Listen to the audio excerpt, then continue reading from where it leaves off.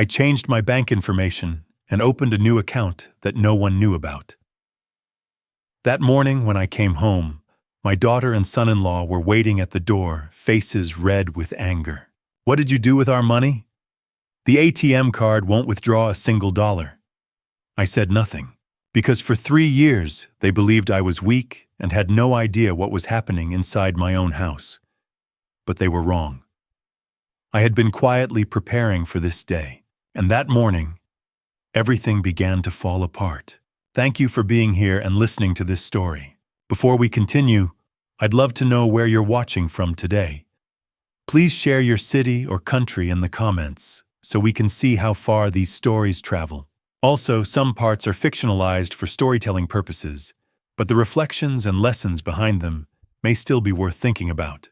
When I walked through the front door that Tuesday morning, I knew something was wrong. It was January 1st, 2025. The kind of cold, gray Portland morning that makes you grateful for central heating and a hot cup of coffee. I'd been out early my usual walk to the VA clinic for a routine checkup, nothing serious. My knees weren't what they used to be, but at 67 I figured that came with the territory. I'd left the house at 7 expecting to be back by 9:30. I wasn't expecting to find my daughter and son-in-law waiting for me in my own living room. Jessica was standing by the window, arms crossed, her face tight with anger. Derek sat on the couch, my couch, his leg bouncing, jaw clenched. The air in the room felt heavy, like the moment before a storm breaks. "Where the heck have you been?" Jessica's voice cut through the silence. She didn't say heck, but I'll spare you the language. I closed the door behind me, slow and deliberate. 34 years in the Army teaches you to assess a situation before you react. Jessica's eyes were red-rimmed. Derek's fists were balled up, and on the coffee table between them sat my old bank envelope, the one I'd hidden in the attic. They knew. "No, I went to the clinic," I said, keeping my voice level. "Same as I do every Tuesday. Don't play dumb, Dad." Jessica stepped forward, and for a moment I saw a stranger. Not the little girl who used to climb into my lap and ask me to read "Where the Wild Things Are" one more time. Not the teenager who'd cried on my shoulder when her first boyfriend broke her heart. This was someone else. Someone I didn't recognize. "We tried to get groceries this morning," she said, her voice shaking with fury. "The card didn't work. I called the bank. They said the account's been closed." I didn't say anything. I just set my coat on the rack, took my time hanging it up. My heart was pounding, but I didn't let it show. Derek stood up. He was a big guy, 6'2", maybe 220, and he knew how to use his size to intimidate. "You changed the account, didn't you? You moved the money." "It's my money," I said quietly. "Our money," Jessica shot back. "We've been taking care of you for 3 years, Dad. 3 years. We put a roof over your head, food on your table. This is my house." I interrupted, and something in my tone made her stop. "I bought it in 1989. Paid it off in 2003. My name's on the deed. Not yours." Derek took a step toward me. I didn't move. "You're making a big mistake, old man," he said, his voice low and dangerous. I met his eyes. I'd stared down worse than Derek Walsh in my life. I'd been in Kuwait in '91 when the oil fields were burning and the air was thick with smoke and the enemy was everywhere. I'd carried Marcus Thompson 3 miles through the desert with a piece of shrapnel in my leg after an IED tore through our convoy. Derek's anger didn't scare me, but the look in my daughter's eyes did, because somewhere in the last 3 years I'd lost her. And I hadn't even realized it until this moment. I didn't always see it coming. 3 years ago, March of 2021, I'd been a different man, happier, whole. Margaret was still alive then, and the house didn't feel so empty. We'd known about the cancer for 8 months. Stage 4. The doctors had given her a year, maybe less. We'd tried everything: chemo, radiation, clinical trials. Margaret fought like a soldier, harder than I ever did. But cancer doesn't care how hard you fight. I remember the last morning. It was a Sunday. The early light came through the curtains in our bedroom, soft and golden. Margaret was awake, but barely. Her hand felt so small in mine, like holding a bird. "Frank," she whispered. I leaned in close. "I'm here, Maggie. I'm right here." Her breathing was shallow, labored. The hospice nurse had said it wouldn't be long. Hours, maybe. Not days. "You need to promise me something." Her voice was so faint I had to press my ear close to hear her. "Anything. Take care of Jessica." She paused, struggling for breath. "But take care of yourself first. You hear me? Don't lose yourself trying to fix her." I didn't understand what she meant. Not then. "I promise," I said. She squeezed my hand, barely any strength left, but I felt it. "I love you, Frank Morrison. Every day of 42 years. I love you too, Maggie." She closed her eyes. And an hour later, she was gone. Standing in my living room on New Year's Day 2025, I finally understood what Margaret had meant. Jessica was still talking, her voice rising, but I wasn't listening anymore. I was thinking about that promise, about the 3 years since Margaret passed, about how Jessica had moved in 6 months after the funeral, saying she was worried about me living alone. How Derek had convinced me to sign a power of attorney just to make things easier. How little by little I'd stopped making decisions about my own life. How I'd been pushed into the attic bedroom on the 3rd floor, the one with no heating in winter and no air conditioning in summer. How I wasn't allowed to answer the phone anymore. How Jessica told the neighbors I had Alzheimer's, that I couldn't be trusted. How I'd stopped being a man and started being a problem. I looked at my daughter now, and I saw Margaret's eyes. The same green, the same shape. But Margaret's eyes had been warm. Jessica's were cold. "You don't understand what you've done, Dad," Jessica was saying. "We needed that money. Derek's got debts. That's enough." My voice was quiet, but it cut through her words like a blade. Jessica stopped. Derek shifted his weight, his hand twitching toward his pocket. "I kept my promise to your mother," I said. "I took care of you. I let you move in. I signed the papers you asked me to sign. I stayed out of your way. But I'm done now." "You're done!" Derek laughed, but there was no humor in it. "Old man, you have no idea what you've just started." I held his gaze. "Neither do you." For a long moment, nobody moved. Then Jessica grabbed her purse from the couch, her hands shaking. "Come on, Derek, let's go." They walked out. The door slammed so hard, the picture frame on the wall rattled, and I stood there in the silence of my own house, my house, and realized something I should have known a long time ago. I'd spent 3 years trying to take care of my daughter, trying to honor Margaret's memory by keeping our family together. But Margaret hadn't asked me to sacrifice myself. She'd asked me to take care of myself first. I never imagined that 3 years after her passing, I'd be in a fight for my life against my own daughter. But that's exactly where I was, and the war had only just begun. 6 months after Margaret's funeral, Jessica showed up at my door with 2 suitcases and a casserole dish. It was a Saturday in September 2021. One of those crisp, early fall days in Portland, when the air smells like rain and wood smoke, and the leaves are just starting to turn. I'd spent the morning trying to fix the kitchen faucet. It had been dripping for weeks, and I kept meaning to call a plumber, but I never got around to it. Margaret would have reminded me. She always kept track of those things. But Margaret was gone. I heard the doorbell and figured it was a package delivery. Instead, it was Jessica standing on the porch with Derek beside her. She was smiling, but her eyes looked tired. "Hey, Dad," she said softly. "Can we come in?" I stepped aside. Jessica set the casserole on the kitchen counter, chicken and rice, Margaret's recipe, and turned to face me. "We've been worried about you," she said. "I'm fine," I told her. And I meant it. I was fine. Lonely, maybe. The house felt too big with just me in it. But I was managing. "Dad, you're not fine," Jessica's voice was gentle, the way you'd talk to a child. You're living alone in this big house. You barely leave except to go to the VA, Mrs. Patterson next door said she hasn't seen you in weeks. Mrs. Patterson. Dolores. She was 73, a retired nurse who'd lived next door for 20 years.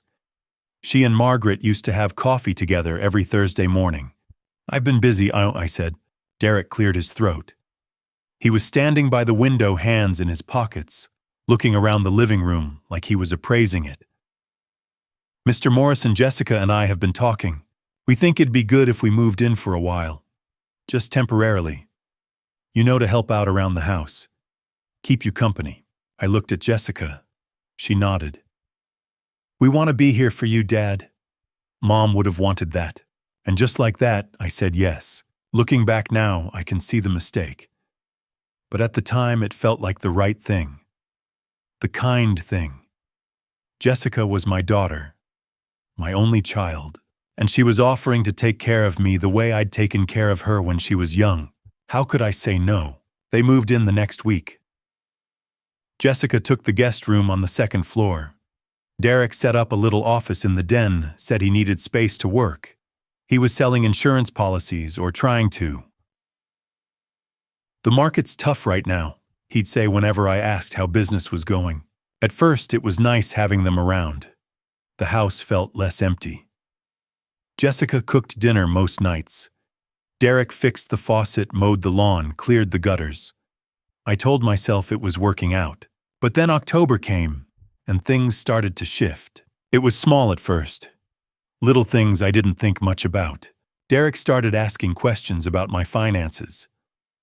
How much do you get from the VA each month? What about Social Security? Do you have any savings? He framed it as concern. I just want to make sure you're set up, Mr. Morrison. Don't want you to run into any trouble down the road. I told him I was doing fine. $2,100 a month between my VA disability and Social Security. The house was paid off. I didn't have much in savings. Margaret's medical bills had taken care of that, but I wasn't in debt. That's good, Derek said, nodding. But you know, it might be easier if we set up a joint account. That way, if anything happens, Jessica can help with the bills, just as a backup. I didn't see the harm in it. Derek made it sound so reasonable, so practical. By November, we'd opened the joint account at my bank, Columbia River Credit Union, over on Burnside. My VA check and Social Security both got deposited there. Jessica said she'd take care of the bills, utilities, property taxes, groceries, so I wouldn't have to worry about it. "No, you've done enough worrying, Dad," she said. "Let us handle this." I handed her the ATM card. Just for now, I told myself. Just until I get back on my feet. December rolled around. The holidays were hard that year. First Christmas without Margaret. Jessica decorated the house, put up the tree, hung the stockings. She was trying, I could tell, but it wasn't the same. One evening, Derek knocked on my bedroom door. He was holding a folder, the kind you get from a lawyer's office. "Hey, Mr. Morrison, got a minute?" I set down the book. I was reading a Tom Clancy novel I'd read 3 times already, and nodded. Derek sat on the edge of the bed. So Jessica and I were talking to a financial advisor. He suggested we set up a power of attorney. It's just a legal thing, you know, in case something happens and you can't make decisions for yourself. God forbid, he added quickly. But it's smart to have it in place. Power of attorney, I repeated.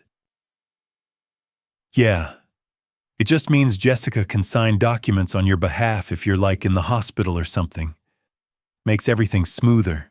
You wouldn't want the bank freezing your accounts if there's an emergency, right? He made it sound so simple, so logical. "Do I need a lawyer for this?" I asked. "Nah, we can do it online. I'll print out the forms. You just sign and we'll get it notarized at the bank. Takes 5 minutes." I should have asked more questions. I should have called a lawyer. I should have at least Googled what a power of attorney actually meant. But I didn't, because Derek was my son-in-law. Because Jessica was my daughter. Because I was tired and lonely and still drowning in grief, and I wanted to believe they were trying to help me. On December 15th, I signed the papers. Derek drove me to the credit union. We sat at a desk with a notary, a young woman named Stephanie something, and she asked if I understood what I was signing. I said yes. She stamped the document. Derek shook my hand and said, "You're all set, Mr. Morrison." And just like that, I handed over control of my life. I didn't realize what I'd done until months later. Didn't realize that the joint account wasn't joint at all. It was theirs, with my money flowing into it. Didn't realize that the power of attorney gave Derek the legal right to make financial decisions without asking me. Didn't realize that I just signed away every bit of independence I had left. I thought I was being smart, practical, a good father. I was wrong. I signed that paper on a cold December afternoon with rain tapping against the windows, and Stephanie the notary smiling at me like I'd just done something responsible. I didn't know I was signing away my freedom, but I was about to find out. It started with a conversation in February 2022. 3 months after I signed the power of attorney. We were sitting at the kitchen table, me, Jessica, and Derek, eating breakfast. Scrambled eggs and toast. Derek was scrolling through his phone. Jessica was stirring her coffee, not looking at me. "Dad," she said finally, "we need to talk about your room." I set down my fork. "What about it?" "Stia." "Well, Derek and I have been thinking. We need more space. He's got clients coming over for meetings and the guest room just isn't working. We were hoping you could move upstairs, to the attic room." The attic. I hadn't been up there in years. It was where we used to store old boxes, Christmas decorations, things we didn't need but couldn't throw away. "The attic," I repeated. Derek looked up from his phone. "It's actually got a lot of light. Big window. You'd have more privacy up there. More quiet. You've been having trouble sleeping, Dad," Jessica added quickly. "All the noise down here, the TV, us moving around. You said yourself you need rest." I didn't remember saying that, but maybe I had. The months since Margaret passed were blurry. Grief does that to you. Makes you forget things. Question yourself. "It's just temporary," Jessica said, "until we figure out a better arrangement." I looked at her. My daughter. The little girl I used to carry on my shoulders. The teenager who'd cried in my arms when her mother died. "Okay," I said. "If that's what you need." It wasn't temporary. The attic was on the 3rd floor, up a narrow staircase that made my knees ache. The ceiling slanted down on both sides following the roofline. There was one small window facing the street, a twin bed pushed against the wall, and a dresser with 3 drawers. That was it. No closet, no bathroom. I had to go downstairs to use the one on the 2nd floor. No desk, no chair, just the bed and the dresser and a small lamp that barely gave off enough light to read by.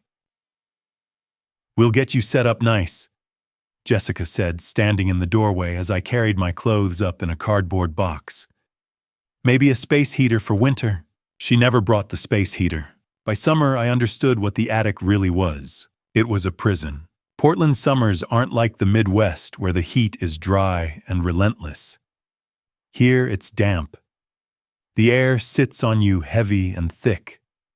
And in the attic, with no ventilation, no fan, it was unbearable. I'd lie on that narrow bed at night, sweating through my t-shirt, listening to Jessica and Derek laughing downstairs, the sound of the TV filtering up through the floorboards. I tried opening the window, but it was painted shut.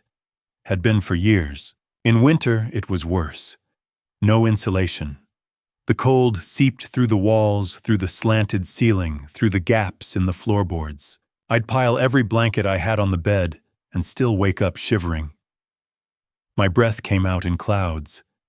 My fingers went numb. I asked Jessica about the heater. "Oh, Dad, I forgot. I'll get one this week, I promise." She never did. It wasn't just the cold or the heat. It was everything else. By spring of 2023, I realized I hadn't left the house in months. Not since the previous fall when Jessica drove me to the VA for a checkup. After that, she said the appointments weren't necessary. "You're doing fine, Dad. No need to bother the doctors." But I wasn't doing fine. I didn't have my cell phone anymore. Derek said it was broken, that he'd get it fixed. He never brought it back. The landline downstairs was the only phone in the house, and Jessica or Derek always answered it. If I tried to come down to make a call, they'd ask who I was calling, why, if it could wait. Eventually, I stopped trying. I didn't have my wallet either. No cash. No credit cards. "You don't need it up here, Dad," Jessica said. "We're taking care of everything, remember." I didn't have friends over. Didn't have visitors. Didn't have anyone. One afternoon in late spring, I heard voices outside. I pulled myself up to the window and looked down. Mrs. Martinez was standing on the sidewalk talking to Jessica. Dolores Martinez, she was 73, a retired nurse who'd lived next door for 20 years. She and Margaret used to sit on the porch every Thursday morning, drinking coffee and talking about their gardens. I tapped on the window, tried to wave. Mrs. Martinez looked up. I saw her eyes meet mine. I waved again, harder. But then Jessica said something, and Mrs. Martinez's expression changed. She looked at me not with recognition, but with pity. Then she nodded at Jessica, patted her arm, and walked back to her house. Later that evening, I asked Jessica what they'd been talking about. "Oh, just neighbor stuff," she said breezily. "Mrs. Martinez was asking about you." "What did you tell her?" Jessica hesitated. Then she sighed like she was choosing her words carefully. "Dad, I told her the truth. That you've been having memory problems. That the doctors think it might be early Alzheimer's." I stared at her. "What?" "You've been forgetting things, Dad. Repeating yourself. Getting confused." Her voice was soft, almost kind. "It's okay. We're taking care of you." But Mrs. Martinez, she was worried. "I just wanted her to understand why you're not around as much." "I don't have Alzheimer's," I said. Jessica smiled sadly. "I know it's hard to accept, but we're doing everything we can to help you." She left, and I sat there on the edge of that narrow bed, staring at the slanted ceiling, and realized what she'd done. She'd told the neighbors I was losing my mind. If I tried to talk to them, they wouldn't believe me. They'd think I was confused, sick. They'd feel sorry for me maybe, but they wouldn't help. I was alone. The days blurred together after that. Summer, fall, winter, summer again. 2023 into 2024. I lost track of time. Lost track of myself. I wasn't allowed to watch TV downstairs. Derek said it was too stimulating for me. I wasn't allowed to use the kitchen except during meal times. And even then, Jessica would hover watching me like I might set something on fire. I became a ghost in my own house. Sometimes late at night I'd lie awake and think about Kuwait. About the Gulf War back in '91. About being pinned down by enemy fire, the sand hot under my chest. The taste of dust in my mouth. About carrying Marcus 3 miles through the desert, his blood soaking into my uniform. Back then I'd been a soldier. I'd had a purpose. A mission. Now I was 65 years old, lying in an attic that felt like a cell, listening to my daughter and her husband living my life downstairs. And the worst part, nobody knew. Mrs. Martinez thought I had Alzheimer's. The neighbors thought I was being cared for. Even the people at the VA, if they thought about me at all, probably assumed I was fine. But I wasn't fine. For 2 years I lived like a prisoner in my own home, and no one knew. But that was about to change. It happened on a Tuesday morning in July. I woke up on the floor. Not in my bed, on the floor next to the dresser, with no memory of how I got there. My head was pounding. My mouth tasted like copper. The attic was bright with summer sunlight streaming through the small window, and I had to squint against it. I pulled myself up, using the dresser for support. My legs felt like they were made of wet sand. My heart was beating too fast, then too slow, like it couldn't decide on a rhythm. This had been happening for weeks. The dizziness, the exhaustion. The way I'd be sitting on the edge of the bed reading, and then suddenly it was 3 hours later, and the book was on the floor, and I didn't remember closing my eyes. Jessica said it was my age. You're 66, Dad. Your body's slowing down. But I'd been 66 for months, and this was new. I sat on the bed and tried to remember the night before. I'd taken my pills, my blood pressure medication, the one the VA prescribed back in 2018. Lisinopril, 10 milligrams once a day. I'd been taking it for 6 years without a problem, but lately something felt wrong. I waited until I heard Jessica and Derek leave the house they always went out on Tuesday mornings, some errand or another. The front door slammed. The car engine started. I counted to 60 just to be sure. Then I opened the dresser drawer. My pill bottles were in the back, behind a stack of old t-shirts. There were 3 of them, the lisinopril, a vitamin D supplement, and an aspirin the VA doctor said I should take for my heart. I pulled out the lisinopril bottle and shook it. A dozen pills rattled inside. I opened it and poured one into my palm. It was white, round, small. I stared at it. Lisinopril was supposed to be pink. I knew that because I'd been taking it for 6 years. Pink oblong with a little score down the middle so you could split it if you needed to. I'd looked at those pills 1,000 times. This one was white. My hand started shaking. I set the pill on the dresser and pulled out my phone, except I didn't have my phone. Derek still had it said he was getting it fixed. So I did the next best thing. I went downstairs. The house was empty. Quiet. I moved through it like I was on a reconnaissance mission, checking corners, listening for sounds. Old habits die hard. The computer was in the den on the desk Derek had set up for his insurance business. I sat down, waited for it to boot up. My heart was still doing that strange, arrhythmic thing, and I pressed 2 fingers to my wrist to check my pulse. Fast, then slow. Fast, then slow. I opened the browser and typed white round pill small. Hundreds of results came up. I clicked on a pill identifier site and started scrolling. It took 15 minutes, but I found it. Zolpidem, 5 milligrams. Generic Ambien, a sleeping pill. I sat back in the chair and stared at the screen. Someone had replaced my blood pressure medication with a sedative. Someone had been giving me sleeping pills for weeks, maybe months. That's why I kept waking up on the floor. Why I couldn't stay awake. Why my heart felt like it was misfiring. I wasn't taking my blood pressure medication at all. I should have panicked. Should have confronted Jessica the second she walked back in. But panic gets you hurt. Gets you taken out. I learned that in Kuwait, back in '91 when the mortars were falling, and half my unit was screaming and the other half was frozen. Panic is what turns soldiers into casualties. So I didn't panic. I closed the browser, cleared the history, and went back upstairs. I put the white pill back in the bottle and screwed the cap on tight. Then I sat on the bed and thought. Jessica was a nurse. Had been for 20 years. She worked at Providence Portland Medical Center until she quit. Last year said she wanted to focus on taking care of family. She had access to medications, knew how to get them, knew what they did. And Derek was the one who always brought my pills upstairs. Don't worry, Mr. Morrison, I got your meds. Every morning like clockwork. I needed proof. The landline was downstairs in the kitchen, mounted on the wall like it was 1995.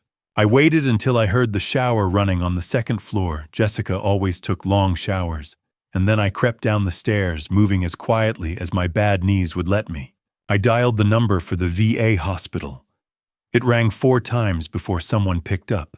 Pharmacy, this is Rodriguez. Hi, I said, keeping my voice low. This is Frank Morrison, patient ID 774219. I need to check on a prescription. There was a pause. Keys clicking. Okay, Mr. Morrison. What's the medication? Lisinopril, 10 milligrams. More clicking. Yep, I've got it here. Prescribed January of 2018, refilled every 90 days. Last refill was June 4th of this year. You should have plenty left. What color is it supposed to be? Color. Rodriguez sounded confused. Lisinopril 10 milligram is pink. Oblong. has a score line. Why is there a problem with your pills? I glanced toward the stairs. The shower was still running. No problem, I said. Just wanted to make sure I had the right ones. Thanks. I hung up before he could ask anything else. I stood in the kitchen staring at the phone and felt something I hadn't felt in 2 years. Clarity. Someone had switched my medication. Someone had been sedating me, keeping me drowsy and disoriented, so I'd stay up in that attic and not ask questions. So I'd be too tired to think, too confused to notice what was happening. And there were only 2 people in this house besides me. Jessica, my daughter, the woman I'd raised, the woman I'd trusted, and Derek. The water shut off upstairs. I heard Jessica moving around in the bathroom. I walked back up to the attic slowly, carefully. My heart was still beating wrong, but my mind was clear for the first time in months. I thought about the Alzheimer's lie, about being pushed up to the attic, about the power of attorney I'd signed, about the joint bank account. This wasn't just neglect. This was deliberate. Someone was trying to keep me sedated, keep me weak, keep me quiet. And if they were willing to swap my medication pills that were supposed to keep my heart healthy, then what else were they willing to do? I sat on the edge of the narrow bed and looked at the pill bottle in my hand. Someone was trying to drug me, and I knew exactly who. The stairs creaked on the 5th step from the bottom.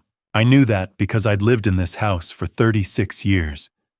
Knew every loose board, every squeaky hinge, every place where the floor settled and groaned. Knew it the way a soldier knows the terrain he's defending. It was 2 a.m. August. I was standing at the top of the attic staircase, barefoot, listening.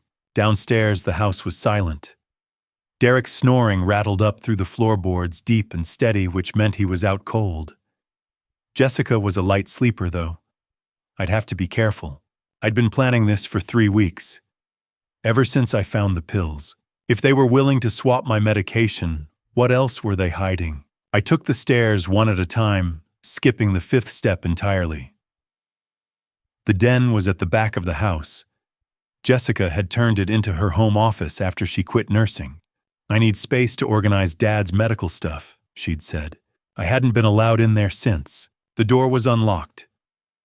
I slipped inside and pulled out the small flashlight I'd found in a box of old camping gear, the kind you twist to turn on with a weak yellow beam.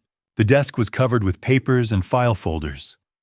I started with the one labeled F. Morrison, Medical. Inside were printouts with official-looking letterheads. I held the flashlight close and read, Patient name, Franklin J. Morrison, diagnosis, Alzheimer's disease, stage 2, moderate cognitive decline, prescribing, physician Dr. Alan Pritchard. MD, date of diagnosis, February 10th, 2023. I stared at the page. I didn't have Alzheimer's. I'd never been to a doctor named Pritchard. The last time I'd seen a doctor was at the VA in 2022 for a routine physical. They'd told me I was fine. This was fake. I flipped through the rest cognitive assessments, memory tests, brain scans, showing significant decline. All dated from early 2023. All fabricated. There were handwritten notes in Jessica's handwriting about behavioral issues, confusion, inability to manage finances, about how I required constant supervision, lies, professional-looking lies, the kind of documentation you'd need if you wanted to have someone declared mentally incompetent. If you wanted to justify locking them away. I reached for the next folder. Inside was a glossy brochure with a photo of smiling elderly people in a garden. The text read, Sunset Gardens Memory Care Facility. Compassionate care for your loved ones. On the back, someone had written in pen, Medicaid bed hold, January 2025. Confirm placement by December 1st. Underneath was a half-filled application form. My name. My social security number. Under reason for placement, Jessica had written, patient has stage 2 Alzheimer's and requires 24-hour supervision. Family can no longer provide adequate care at home.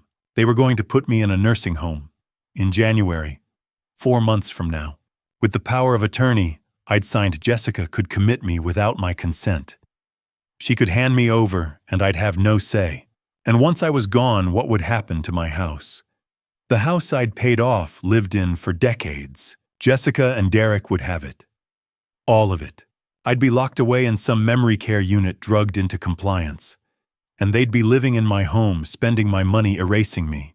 I heard a sound upstairs. Footsteps. A door opening. I shoved the papers back, clicked off the flashlight, and froze. The footsteps went into the bathroom. Water running. Toilet flushing. I waited, counting seconds in my head. 10, 20, 30. The footsteps returned to the bedroom. Door closed. I slipped out of the den, through the kitchen, up the stairs. Skipped the 5th step. Made it back to the attic without a sound. I sat on the bed, breathing hard. I should have taken pictures. Should have grabbed evidence. But I'd panicked. Stupid. But I knew where the files were now. I could go back. Except I couldn't do this alone anymore. I needed help. Someone I could trust. Someone who wouldn't believe Jessica's lies. There was only one person. The next morning, while Jessica and Derek were out, I went downstairs and dialed the number I'd memorized 33 years ago. It rang twice. "Hello!" Marcus, on my voice cracked. "Marcus Thompson." A pause. Frank Morrison." "Yeah, it's me." "Jesus, Frank." He sounded stunned. "I tried calling you last year. Your number was disconnected. Where have you been? It's a long story. I need your help." Another pause. "What's going on?" I looked toward the front door, listening. "I don't have much time, but I need you to trust me." Marcus Thompson. We'd served together in Kuwait back in '91. He'd been my radio man. I'd carried him 3 miles through the desert after an IED tore through our convoy, saved his life. He'd told me once he'd never forget it. "Frank," he said, his voice steady.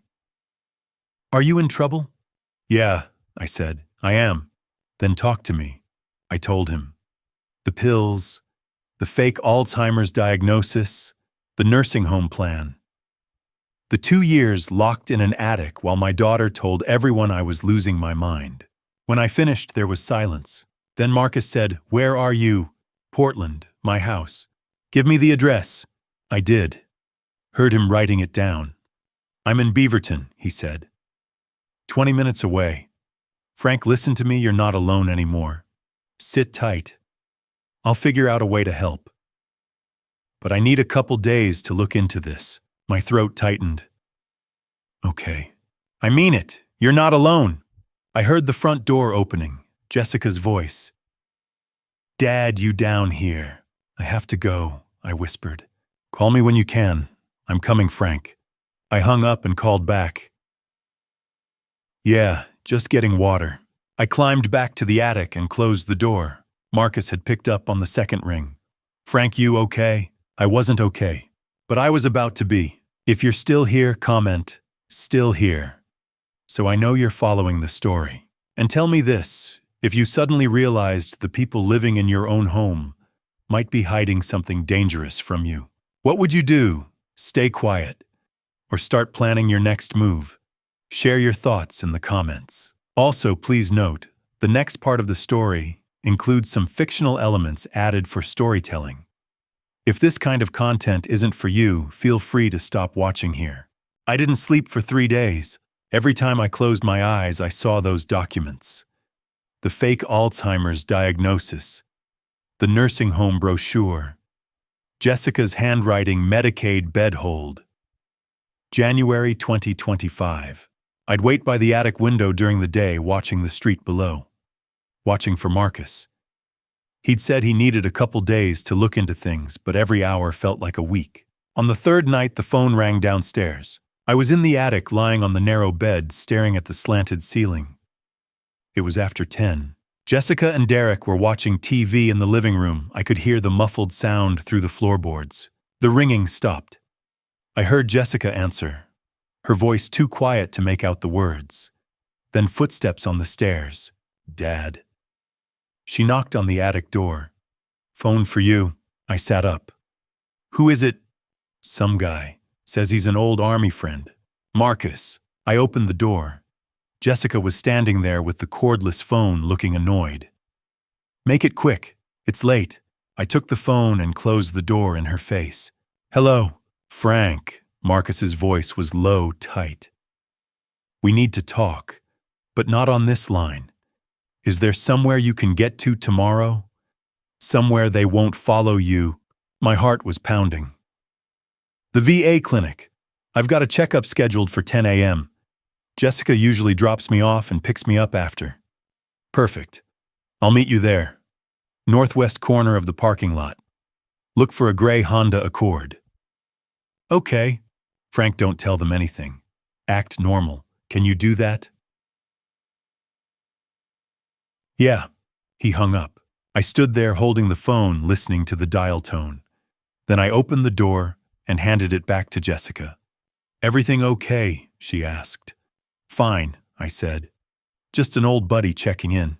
She looked at me for a moment, like she was trying to decide whether to believe me. Then she nodded and went back downstairs. I closed the door and exhaled. Tomorrow, the next morning, Jessica drove me to the VA like she always did. Didn't ask questions, didn't seem suspicious. Just turned on the radio and hummed along to some pop song I didn't recognize. She dropped me off at the entrance. I'll be back at 11:30. Don't wander off, okay, Dad? I won't. She drove away. I watched her car disappear around the corner, then walked across the parking lot to the northwest corner. The gray Honda was there. Marcus was sitting in the driver's seat window down wearing a mariner's cap and sunglasses. He looked older than I remembered, more gray and his beard lines around his eyes, but it was him. I climbed into the passenger seat.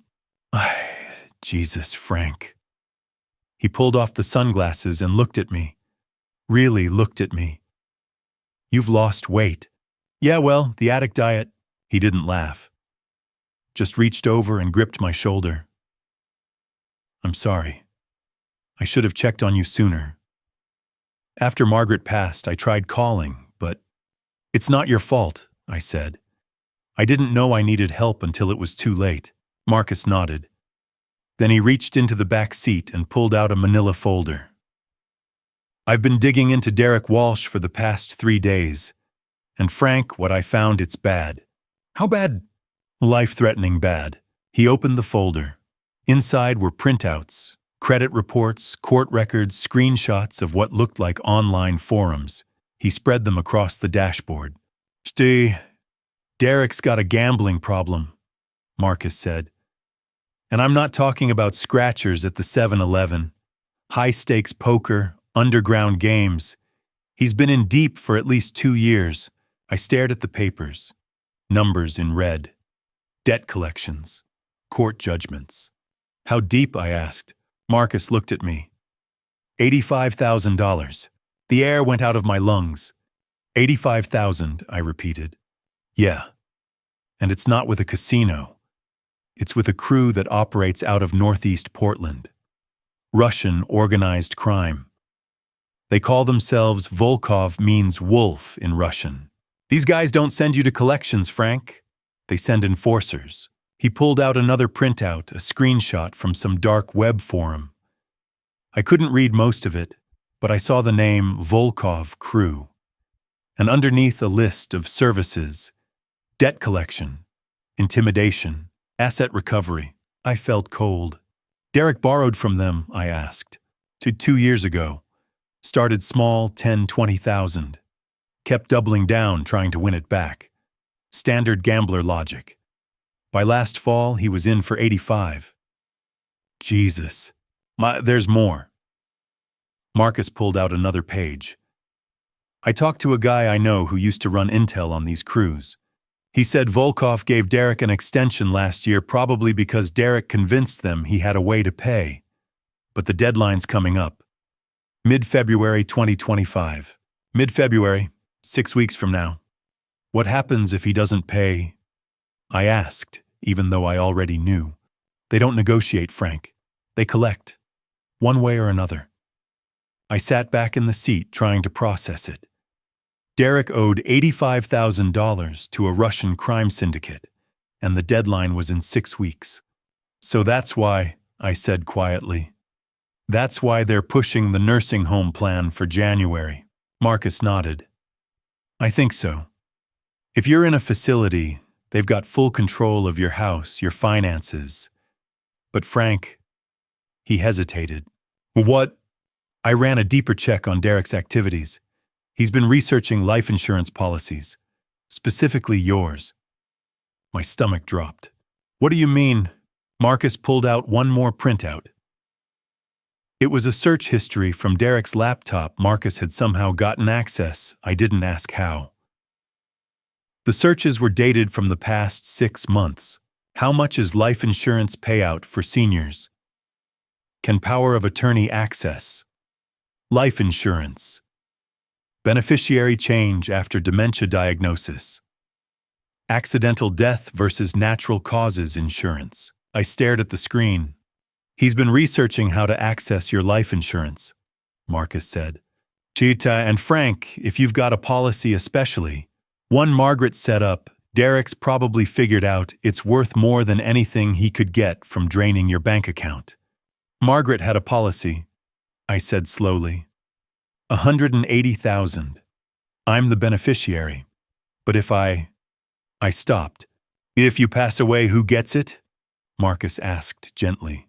Jessica. She's the secondary beneficiary. Marcus closed the folder. Derek needs $85,000 by mid-February. You're worth $180,000 if you're gone. Do the math, Frank. I sat there in the passenger seat of that gray Honda in the VA parking lot and felt the full weight of it settle over me.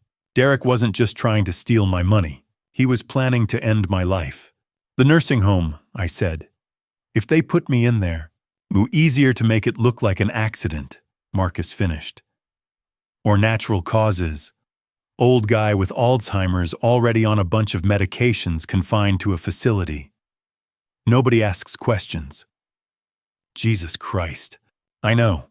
We sat in silence for a moment. Then Marcus said, Frank, listen to me. Derek's desperate. And desperate people do desperate things.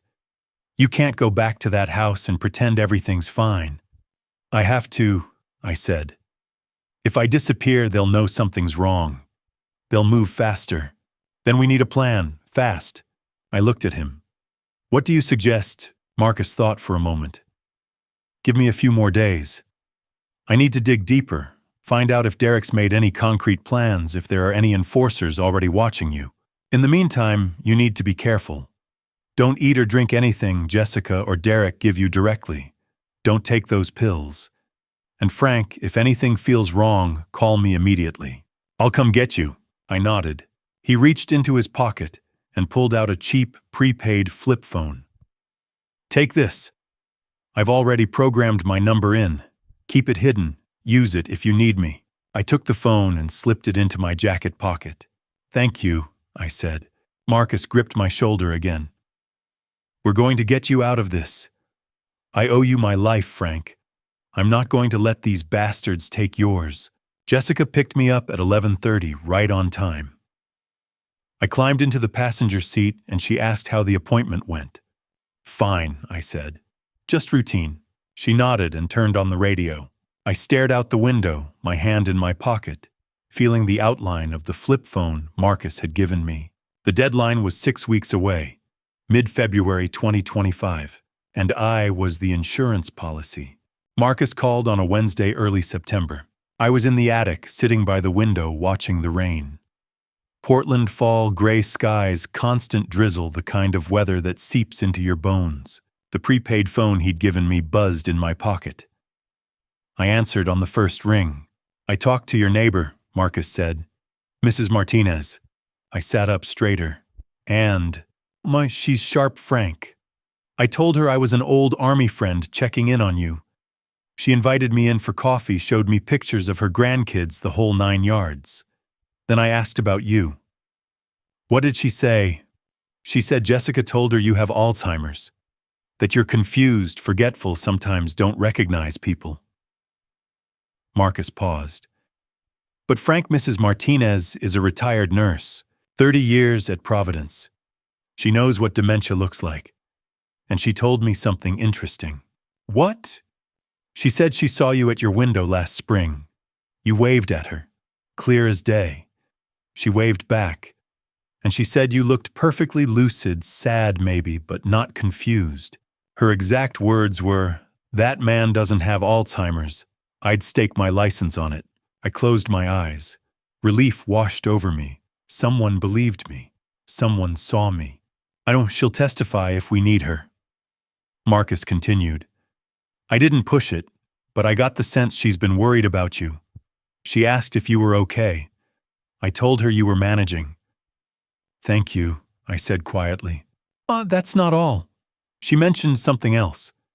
Jessica came over last week, asked to borrow a medical reference book, something about cognitive assessments. Mrs. Martinez thought it was odd, but she lent it anyway. Jessica's building a case, I said. Making the Alzheimer's story look legitimate. Exactly. But we've got a witness now, Frank. Someone who can counter the narrative. We hung up. I slipped the phone back into my pocket and stared out at the rain. One piece of evidence, one ally. It wasn't much, but it was something. The second discovery came a week later. I was alone in the attic, going through an old cardboard box I'd shoved under the bed years ago. It was full of Margaret's things, photos, letters, a journal she'd kept during our first year of marriage. I hadn't been able to look at it since she passed. But that afternoon, with Derek and Jessica out somewhere, I pulled it out. At the bottom of the box, tucked inside an envelope, was a letter from Mutual of Portland Life Insurance Company. I opened it. Policyholder Margaret A. Morrison. Policy number 4, 721-8834-MP death. Benefit $180,000. Primary beneficiary Franklin J. Morrison, secondary beneficiary, Jessica L. Morrison. The letter was dated March of 2020, a year before Margaret passed. She must have taken out the policy when she got the cancer diagnosis. $180,000. Enough to cover funeral costs, pay off any remaining debts, give me a cushion. Enough to make me worth more gone than alive. I sat on the edge of the bed, holding the letter, and realized something. Jessica didn't know about this policy. At least she hadn't when Margaret first died. But if she'd been going through my things, through our things, she'd have found the paperwork eventually. And if Derek knew about it, I heard footsteps on the stairs. Quickly, I shoved the letter back into the envelope, buried it in the box, kicked the box under the bed. The attic door opened. Jessica stood there holding a laundry basket. Just bringing up some clean clothes, Dad. Thanks, I said. She set the basket on the dresser, but her eyes flicked to the box under the bed. Just for a second. Then back to me. You going through old stuff? She asked. Just reminiscing. She nodded slowly. Mom had a lot of paperwork. Insurance stuff, bank stuff. I've been trying to organize it. If you find anything important, let me know, okay? Sure. She left. I waited until her footsteps faded, then pulled the box back out and checked the envelope. There was a second copy of the letter, a duplicate. It was gone. Jessica had already found it, and that meant Derek knew exactly how much I was worth. The third discovery happened at the end of the month. Derek had a habit of leaving his jacket on the coat rack by the front door. On a Friday afternoon, while he and Jessica were upstairs arguing about something, I slipped downstairs. The jacket was heavy leather, expensive looking. I checked the pockets. In the inner pocket, folded in half, was a document. Home Equity Line of Credit Agreement Borrower. Franklin J. Morrison Property Address. 4217 SE. Hawthorne Boulevard, Portland. OR Loan, amount $45,000. Lender Columbia River Credit Union. At the bottom was a signature, my signature, except it wasn't. I'd signed enough documents in my life to know my own handwriting. The loops were wrong. The slant was off. Someone had forged it, probably traced it from the power of attorney I'd signed back in December. $45,000. Borrowed against my house that I'd paid off in 2003. I heard footsteps on the stairs. I shoved the paper back into the jacket and moved toward the kitchen. but it was too late. Derek was already at the bottom of the stairs. He saw me, saw the jacket. His eyes narrowed. "What are you doing down here?" "Getting water," I said, keeping my voice steady. He walked over to the coat rack, checked the pockets, pulled out the loan document, looked at me. "You went through my jacket." "I was looking for my wallet. I thought maybe—" "Bullshit." He stepped closer. He was a big guy, 6'2", 220, and he knew how to use his size. "You saw this, didn't you?" I didn't answer. Derek's jaw tightened. He glanced toward the stairs, then back at me. When he spoke, his voice was low, dangerous. "Listen to me, old man. You say one word about this to anyone, and I'll make sure you don't wake up the next morning." Accidents happen to confused old veterans every day. A fall down the stairs, a medication mix-up, a pillow over the face while you're sleeping. His eyes were cold, dead. "Do you understand me?" I held his gaze. Didn't blink, didn't back down. "I understand." "Good." He folded the paper, shoved it back in his jacket. "Now get back upstairs, and stay there." I climbed the stairs step by step, feeling his eyes on my back the whole way. That night, I lay in the narrow attic bed, staring at the ceiling. I had evidence now. Mrs. Martinez could testify I didn't have Alzheimer's. The life insurance policy proved motive. The forged loan was fraud, real, prosecutable fraud. But Derek's threat echoed in my head. A pillow over the face while you're sleeping. Evidence didn't matter if I didn't live long enough to use it. I reached under the mattress, pulled out the prepaid phone Marcus had given me, and stared at it. I had proof, but proof wouldn't stop a bullet or a pillow pressed over my face in the middle of the night. Derek came to the attic 2 days later. It was late afternoon. I was sitting on the bed, pretending to read, when I heard his footsteps on the stairs. Heavy, deliberate. He didn't knock, just opened the door and stood in the doorway, filling the frame. He was holding a manila folder. "We need to talk," he said. I set the book down. "About what?" He stepped inside, closed the door behind him.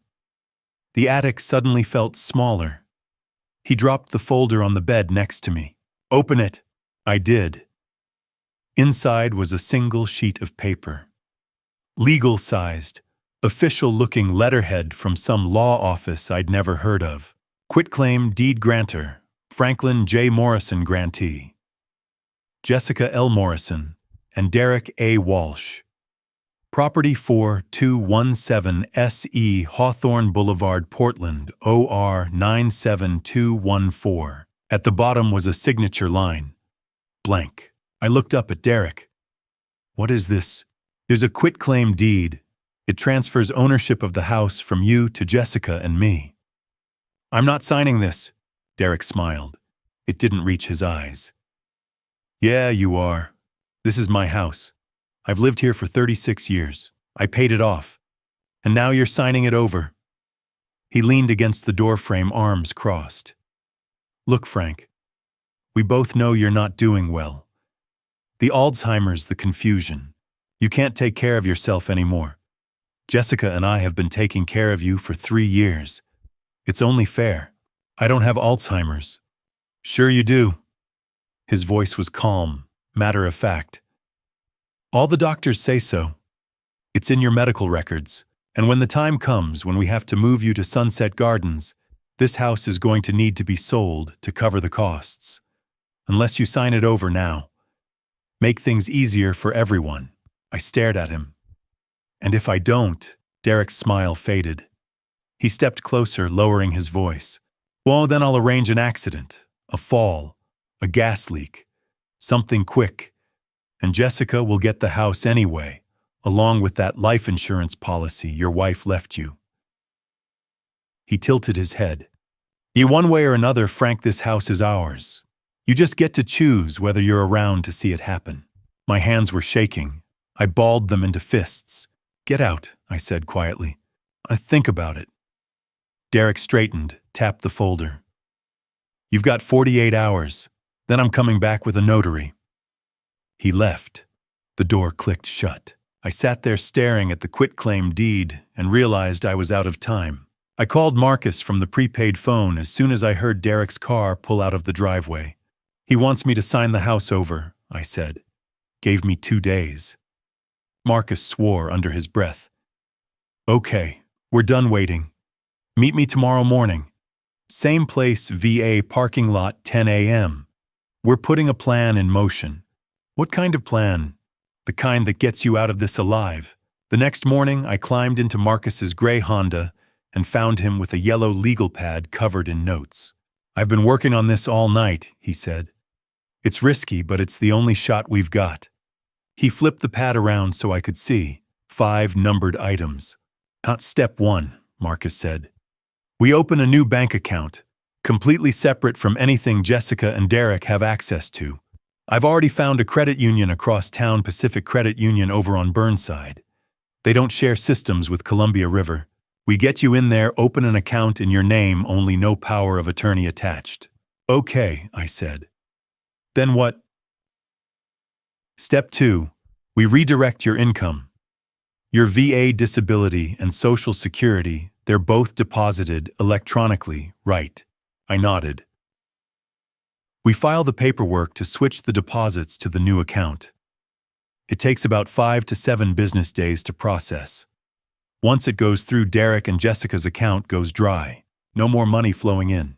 They'll notice immediately. Yours exactly. Which is why step 3 is critical. Marcus tapped the pad. Between now and when the money stops, we gather evidence. Everything. I need you to document every threat, every lie, every piece of abuse. The fake medical records, the forged loan, the medication swap, we photograph it all. I'll set you up with a small digital recorder. You hide it, record conversations. Anything that proves what they're doing. I thought about the documents in Jessica's office. The pills, the nursing home brochure. I can do that, I said. Step 4, Marcus continued. We bring in the professionals. I've got to contact Daniel Rivers. He's an attorney who specializes in elder abuse cases. He's good, and he's willing to take this on pro bono if the evidence is solid. We also file a report with Adult Protective Services. They'll open an investigation. Will that be enough? Not on its own, which is why step 5 is the most important. Marcus looked at me. I've got a friend in the Portland PD, Detective Sarah Brennan. She works in the Elder Abuse Unit. She's been trying to crack down on these cases for years, but she needs evidence, real concrete evidence. If we can give her that, along with your testimony and Mrs. Martinez as a witness, she'll move fast. Arrest warrants, charges, the whole thing. I sat back in the seat, processing it all. So we're setting a trap, I said slowly. Exactly. We let Derek and Jessica think they've won. You play along, stay quiet, act scared. Meanwhile, we're cutting off their money, building a case, and getting the cops ready. Then when the money stops flowing and they confront you, boom. We've got them on recording, we've got the evidence, and we've got law enforcement ready to step in. It was smart, tactical. The kind of operation we used to run in the Gulf. But it was also dangerous. What if they figure it out before we're ready? I asked. Then we move fast. Detective Brennan has agreed to be on standby. If you feel like you're in immediate danger, you call me, I call her, and we extract you. But Frank, Marcus's expression was serious. If we pull you out early, we might not have enough to prosecute. They could walk, and if they walk, they'll come after you again. So we get one shot, and we have to make it count. I looked at the legal pad. 5 steps, 5 chances to make a mistake, but it was the only option I had. When do we start? I asked. Marcus started the engine. Right now. Pacific Credit Union opens at 9. We'll get the account set up today, file the deposit changes by tomorrow. In the meantime, I'll get you that recorder. You start gathering evidence immediately. What about the quitclaim deed? Derek's coming back in 2 days. Stall him. Tell him you need to think about it. Tell him you want to talk to a lawyer. Whatever you have to say to buy time. We just need a week, maybe 2, to get everything in place. I nodded. Okay. Marcus pulled out of the parking lot. "Frank, I need you to understand something. This is going to get worse before it gets better. Derek's desperate. When that money stops, he's going to panic, and desperate people do dangerous things. I know. If at any point you feel like your life is in danger, if he threatens you again, if anything happens, you get out. You call me. Promise me." I looked at him. My friend. The man whose life I'd saved 33 years ago in the Kuwaiti desert. The man who was now trying to save mine, I promise. That night I lay in the attic bed, staring at the ceiling, thinking about Marcus's plan. 5 steps. Open an account. Redirect the money. Gather evidence. Get the lawyers and cops involved. Spring the trap. It was a good plan. Solid. Military grade. But it was also all or nothing. If we succeeded, I'd get my life back. My house, my freedom, maybe even justice. If we failed, Derek would know I'd tried to fight back. And he wouldn't give me a third chance. We had one shot, and if we missed, I'd lose everything, my home, my freedom, and maybe my life. October and November were the longest 2 months of my life. I stalled Derek on the quitclaim deed, told him I needed time, that I wanted to consult a lawyer, that my head wasn't clear. He didn't like it, but he backed off. Barely. Every few days he'd come up to the attic and remind me the clock was ticking. Don't make this harder than it needs to be, Frank. But I wasn't stalling because I was confused. I was buying time. Marcus had given me a digital voice recorder the size of a pack of cigarettes. I kept it hidden in the lining of my jacket, tucked behind the dresser when I wasn't using it. The attic had one advantage, the heating vent. It ran down through the walls, connecting the 3rd floor to the 2nd. If I pressed my ear against it, I could hear everything happening in the master bedroom below. And if I placed the recorder next to the vent, it picked up every word. Late October, I caught this. "Jessica. How much longer are we going to wait? He's stalling. Derek. He'll sign? He's scared? Old guys like him always fold eventually. Jessica. What if he doesn't? What if he tries to call someone? Derek. Who's he going to call? He doesn't have a phone. Doesn't have friends. Nobody believes him anyway. They all think he's senile." A pause. Then Jessica, quieter. "What about the nursing home we're supposed to confirm placement by December 1st? Derek. We'll get him in there, one way or another. If he won't sign the deed, we move him to Sunset Gardens and liquidate the house after. The insurance payout covers Volkov either way." I pressed stop. My hands were shaking. Insurance payout. One way or another. I saved the file and hid the recorder. While I gathered evidence from inside, Marcus worked the outside. He met with Mrs. Martinez twice more. She gave him a written statement signed and dated attesting that I'd shown no signs of cognitive decline. "That man is as sharp as anyone I know," she'd told Marcus. "If Jessica says otherwise, she's lying." Marcus also contacted Rodriguez at the VA pharmacy. Rodriguez pulled my prescription records and confirmed the lisinopril had never been changed, which meant someone had swapped the pills after they left the pharmacy. He documented it in an official report, and Marcus went back to Jessica's office one night while they were out. I'd told him where to find the fake medical records.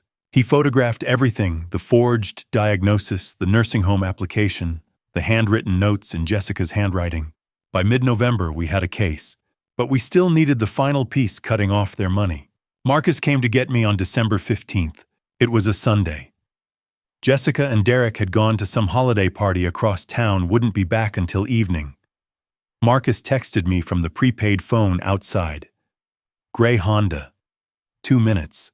I grabbed my jacket, my wallet, and the old baseball cap I used to wear when I mowed the lawn.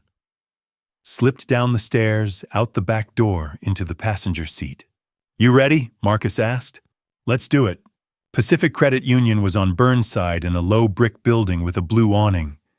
Inside, it smelled like coffee and new carpet. A woman at the front desk greeted us with a smile. "Good morning. How can I help you?" "We need to open a new account," Marcus said. and we'd like to speak with someone about redirecting government benefit deposits. She nodded and led us to a desk in the corner. A woman in her 30s stood up, extending her hand. "I'm Stephanie Harris. Have a seat." We sat. Stephanie pulled up a form on her computer. "So you're looking to open a checking account?" "Yes," I said. "Just in my name. No joint account holders," Stephanie typed. "Okay. I'll need to see your ID and social security card." I handed them over. She glanced at the driver's license, then at me. "Mr. Morrison, are you currently banking with us?" "No. I've been with Columbia River Credit Union, but I'd like to move my accounts here." "Any particular reason?" Marcus spoke up. "Mr. Morrison's had some issues with unauthorized access to his old account. We're looking for a fresh start." Stephanie's expression shifted slightly. Not suspicion, but understanding. She'd probably seen this before. "I understand. We take account security very seriously here. Your new account will be password protected, and we can set up alerts for any withdrawals over a certain amount." "That would be good," I said. She typed for a few more minutes, asked me to sign a couple forms. Then she printed out a temporary account number and handed it to me. "Okay, Mr. Morrison, your account is open. Now, you mentioned redirecting benefit deposits." "Yes, my VA disability and Social Security. They're currently going to my old account. I'd like them sent here instead." Stephanie pulled up another form. "No problem. Do you have your benefit information handy?" Marcus slid a folder across the desk. He'd already pulled my VA and Social Security statements. I didn't ask how. Stephanie reviewed them, then started filling out the electronic redirect forms. "Okay. For VA benefits, the change takes about 5 to 7 business days to process. Social Security is similar. If I submit these today, the new routing should be active by January 1st. January 1st. The timing was perfect. New year, new account. And Derek and Jessica wouldn't know until the money stopped flowing." "That works," I said. Stephanie typed some more. Then she hit submit. "All set. You'll receive a confirmation letter in the mail within a week, and your debit card should arrive in about 5 days. So you're looking at December 20th or 21st. 5 days. I had to survive 5 more days without Derek noticing anything was wrong." "Thank you," I said. Stephanie smiled. "You're welcome, Mr. Morrison. If you have any questions or concerns, don't hesitate to call." She handed me a business card with her direct line. We shook hands and left. In the car, Marcus exhaled. Step 2 complete. Now we wait. "What about Daniel Rivers?" I asked. "And Detective Brennan?" "Rivers has the evidence. He's drafting an emergency petition to APS Adult Protective Services. If things go south before January 1st, he can file it and get you pulled out immediately. And Brennan's on standby. I briefed her yesterday. She knows the situation. The second you give the word, she'll move. So now we just wait. Now we wait." Marcus glanced at me. 5 days for the card. Then another week until the deposits redirect. That's when Derek's going to figure out something's wrong. You need to be ready, Frank. Stay alert. Keep that recorder on you. And if he threatens you again, if it gets physical, you call me immediately." I nodded. Marcus drove me back to the house. Dropped me off a block away so the neighbors wouldn't see. I walked up the driveway, slipped in through the back door, climbed the stairs to the attic, sat on the bed, and stared at the business card Stephanie had given me. Stephanie Harris, Personal Banking Associate, Pacific Credit Union. 5 days until the card arrived. 5 days to survive. And then on January 1st, the money would stop, and all hell would break loose. Derek came up to the attic just after lunch. I was sitting on the bed, hands folded in my lap, staring at the wall. I'd been practicing this, the vacant expression, the slight tremor in my fingers. The look of a man who'd given up. "Frank." Derek's voice was almost gentle. "We need to talk about the house." I blinked slowly like I was coming out of a fog. "The house." "Yeah, The paperwork I showed you a few months ago. The quitclaim deed. Remember, I let my hands shake. Just a little. I don't know. I don't remember. Derek studied me. I could see him deciding whether I was faking or if I'd really lost it. After a moment, he nodded. It's okay. We'll deal with it later. He turned to leave, then stopped. You feeling all right, Frank? You look tired. Just tired. I said, my voice thin. He left. I waited until his footsteps faded, then unclenched my fists. Acting weak was harder than I'd thought. Every instinct in me wanted to stand up, square my shoulders, tell him to get the hell out of my house. But I couldn't. Not yet. I pulled out the prepaid phone Marcus had given me and sent a text, December 29th. He came asking about the deed, played confused, bought more time. Marcus replied instantly. Good. Card arrived today. Mailed to my address. Will deliver tomorrow. Hang tight. Tomorrow, December 30th. Then one more day until the money stopped. I could make it one more day. December 30th, 2024. Jessica was in the living room, laptop open on the coffee table. I could see the screen from the bottom of the attic stairs. She'd logged into the Columbia River Credit Union website.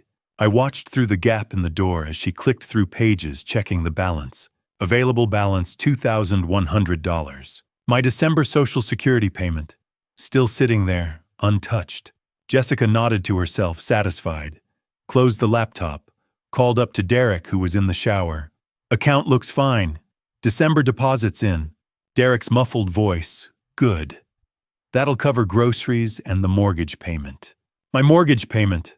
On my house. I slipped back into the attic and closed the door. Tomorrow. Tomorrow, the January deposits wouldn't come.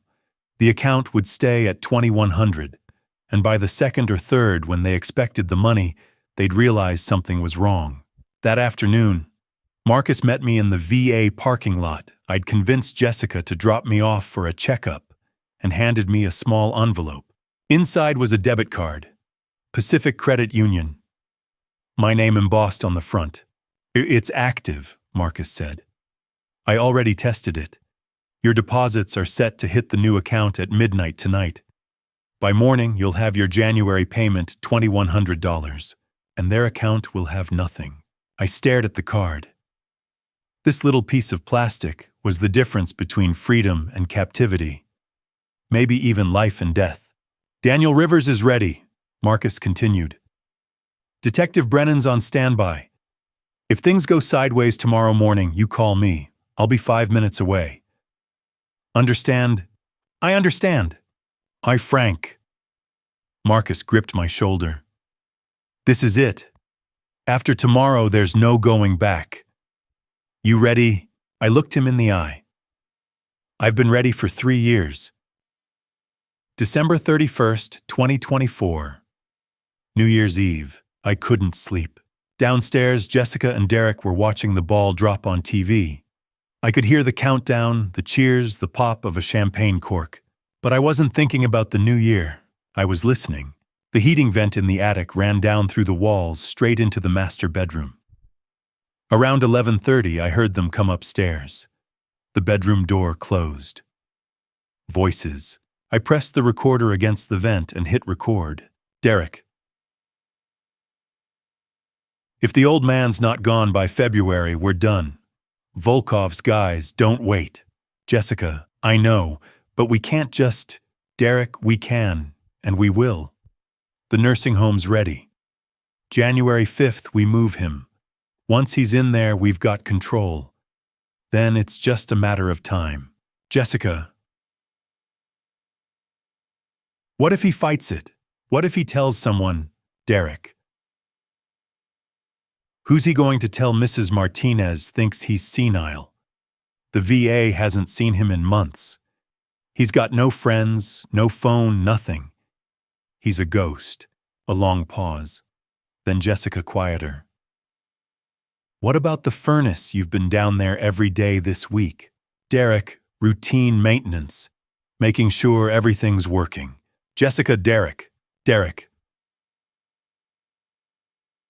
Don't worry about it. Just trust me. Another pause. Then the bed creaking. The TV turning on. I stopped the recording. My hands were steady. My breathing was calm. But inside I was screaming. The furnace. Derek had been messing with the furnace. Routine maintenance. A gas leak. That's what he was planning. A gas leak, an accident, an elderly man with Alzheimer's who didn't know any better. I'd suspected it. But hearing him dodge the question, hearing Jessica's hesitation, it confirmed everything. I texted Marcus recorded conversation. January 5th, nursing home. Furnace mention gas leak plan. This is it. Marcus, stay calm. Tomorrow morning it all goes down. Be ready. I lay back on the bed and stared at the ceiling. Midnight came. The new year arrived. And somewhere in a server at Pacific Credit Union, my deposits were redirected. January 1st, 2025, morning. I woke up at 7. Showered in the second-floor bathroom. Put on clean clothes. Came downstairs. Jessica was in the kitchen making coffee. Derek was at the table scrolling through his phone. I poured myself a glass of water and sat down. Morning, I said. Jessica glanced at me. Morning, Dad. We sat in silence for a few minutes. Then Jessica's phone buzzed. She picked it up, frowned. Huh. Derek looked up. What? A TM alert. I tried to transfer some money this morning for groceries. It got declined. Derek's expression shifted. Declined? Yeah. Let me check the account. She pulled up the banking app on her phone. I watched her face as she stared at the screen. Available balance, $2,100. The same $2,100 from December. No new deposit. Jessica's frown deepened. That's weird. Your Social Security and VA should have hit overnight. Derek stood up, came around the table, looked at the phone. His jaw tightened. Check the transaction history. Jessica scrolled. Nothing. No deposits since December 1st. Derek's eyes flicked to me. I kept my face neutral. Blank. Must be a holiday delay, I said quietly. Banks are closed for New Year's. Banks don't close deposits, Derek said. His voice was flat.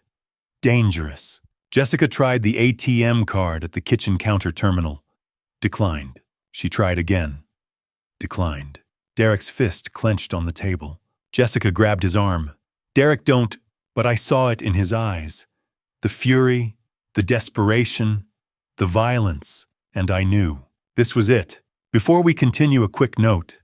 The next part of this story includes some fictional elements added for storytelling purposes, so it may not be entirely real. If you're enjoying the story, please consider sharing the video and subscribing to the channel, so you won't miss the upcoming ones. And if this type of content isn't for you, feel free to stop watching here. Derek's fist came at me fast. I sidestepped. Muscle memory from 30 years ago, the kind of reflex you don't forget. His knuckles grazed my shoulder instead of my jaw. He stumbled forward off balance, caught himself on the kitchen counter. You son of a... I know everything, Derek. My voice was calm, steady. The voice I'd used in Kuwait when the mortars were falling and the younger guys were panicking. The voice that said, I'm in control. Derek froze, turned to look at me. I know about the medication, I said. Zolpidem instead of lisinopril. I know about the fake Alzheimer's diagnosis, Dr. Pritchard, February 2023. I know you owe $85,000 to Volkov's crew.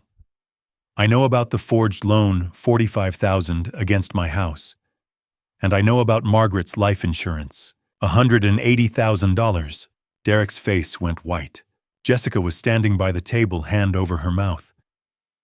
Dad, well, I know about the nursing home plan. I continued. January 5th, Sunset Gardens, Medicaid bed hold. And I know you've been tampering with the furnace in the basement. I looked Derek in the eye. A gas leak.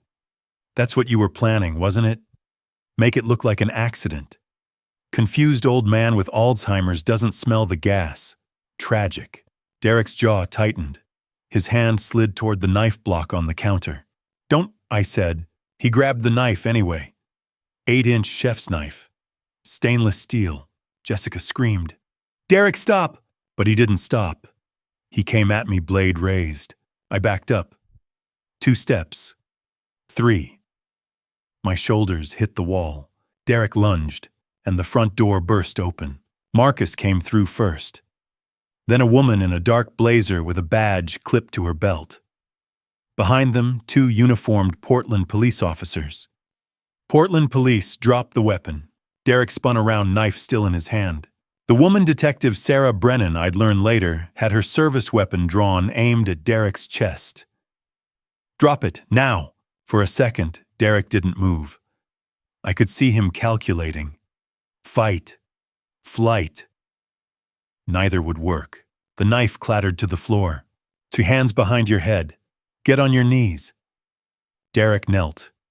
One of the officers moved in with handcuffs. Pulled Derek's arms back, cuffed his wrists.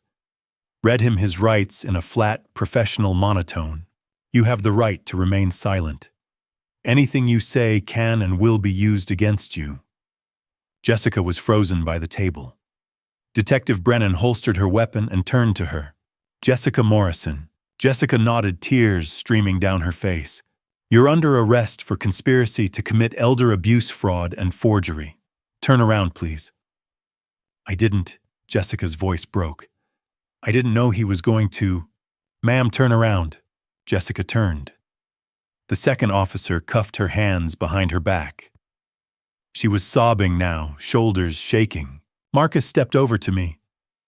You okay? I nodded. Couldn't speak. My throat was too tight. Detective Brennan approached, slipping her badge into her pocket. She was in her early 40s, short, dark hair, sharp eyes. She looked at me the way a nurse looks at a patient, assessing, concerned. Mr. Morrison, I'm Detective Sarah Brennan, Portland Police Elder Abuse Unit. Are you injured? No, but I managed. I'm fine. Did he make contact with the knife? No, you got here in time. She nodded. Good. Marcus gave us the recordings and the evidence. We've been parked outside since 6 a.m., waiting for probable cause. The moment we heard raised voices and the threat, we moved in. Marcus handed her a USB drive. Everything's on here. Audio recordings from the past 2 months. Photos of the fake medical records. Statements from Mrs. Martinez and the VA pharmacist. The forged loan documents. It's all documented. Detective Brennan took the drive. This'll go to the DA's office. We'll need your full statement, Mr. Morrison. But for now, let's get you out of this house. Do you have somewhere safe to stay? He's staying with me, Marcus said. Until we sort this out. Brennan looked at me. Is that acceptable to you, sir? Yes. All right. She turned to the officers. Get them booked. I'll meet you at the precinct. The officers led Derek and Jessica toward the door. Derek didn't look at me. Didn't say a word. Just stared straight ahead, jaw set. But Jessica turned her head as they reached the threshold. Her eyes met mine. Dad, I'm sorry, she whispered. I'm so sorry. I didn't answer. The door closed behind them. The house was silent. Marcus, Detective Brennan, and I stood in the kitchen. The knife was still on the floor.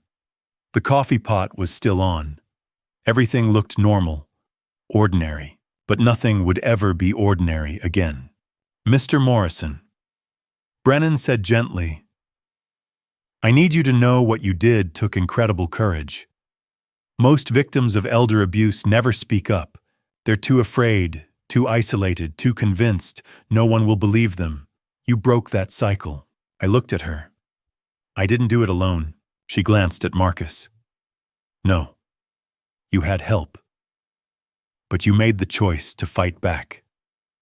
That matters. Marcus put a hand on my shoulder. Come on, Frank. Let's get you out of here. I nodded, started toward the door, then stopped. Wait. I walked back through the kitchen, through the living room, up the stairs, all the way to the third floor, to the attic, the narrow bed, the slanted ceiling, the window that wouldn't open, the dresser with 3 drawers. I stood there for a moment, looking at the space that had been my prison for 2 years. Then I turned around and walked out, closed the door behind me. I wasn't coming back. Outside, the January air was cold and clean. I stood on the front porch, my front porch, and took a breath. A real breath. Deep and full and free. Marcus stood next to me. "You all right?" I looked at him. My friend. The man whose life I'd saved in the desert 33 years ago.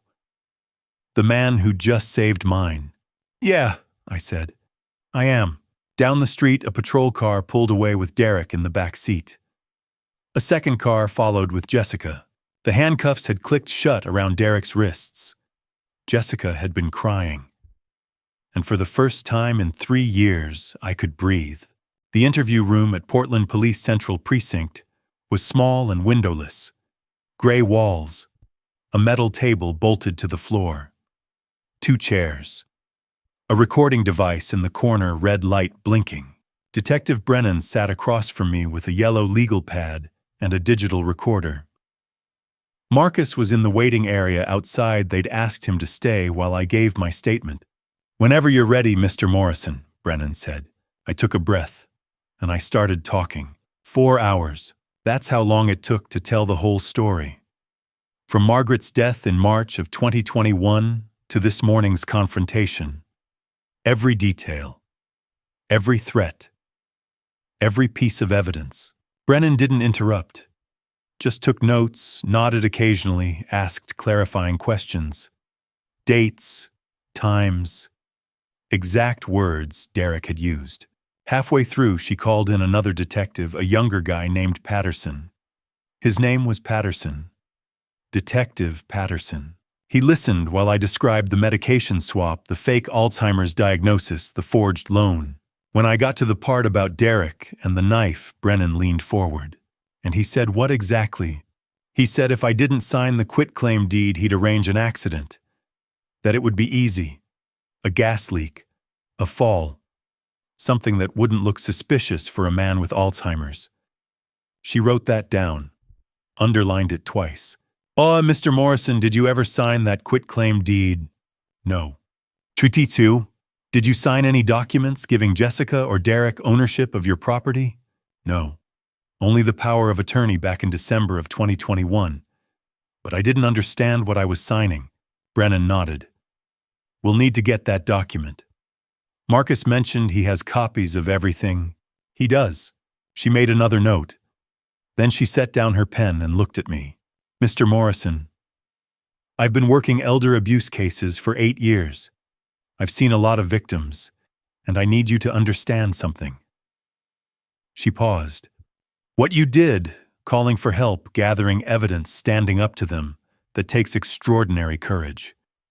Most people in your situation never make it out. They're too afraid, too isolated. They don't believe anyone will help them." Her voice was steady, but there was something in her eyes. Respect, maybe, or sadness. "You're one of the bravest people I've ever met," she said. "And I promise you, we're going to make sure they pay for what they did." My throat tightened. I nodded, not trusting myself to speak. By the time we finished, it was after 5. The sky outside was already dark. January in Portland. The sun sets early. Brennan walked me out to the waiting area where Marcus was sitting with a styrofoam cup of bad precinct coffee. "We'll be in touch," Brennan said. "Derek Walsh and Jessica Morrison are being held without bail pending arraignment. The charges are elder abuse in the first-degree financial exploitation, fraud, forgery, and conspiracy to commit murder.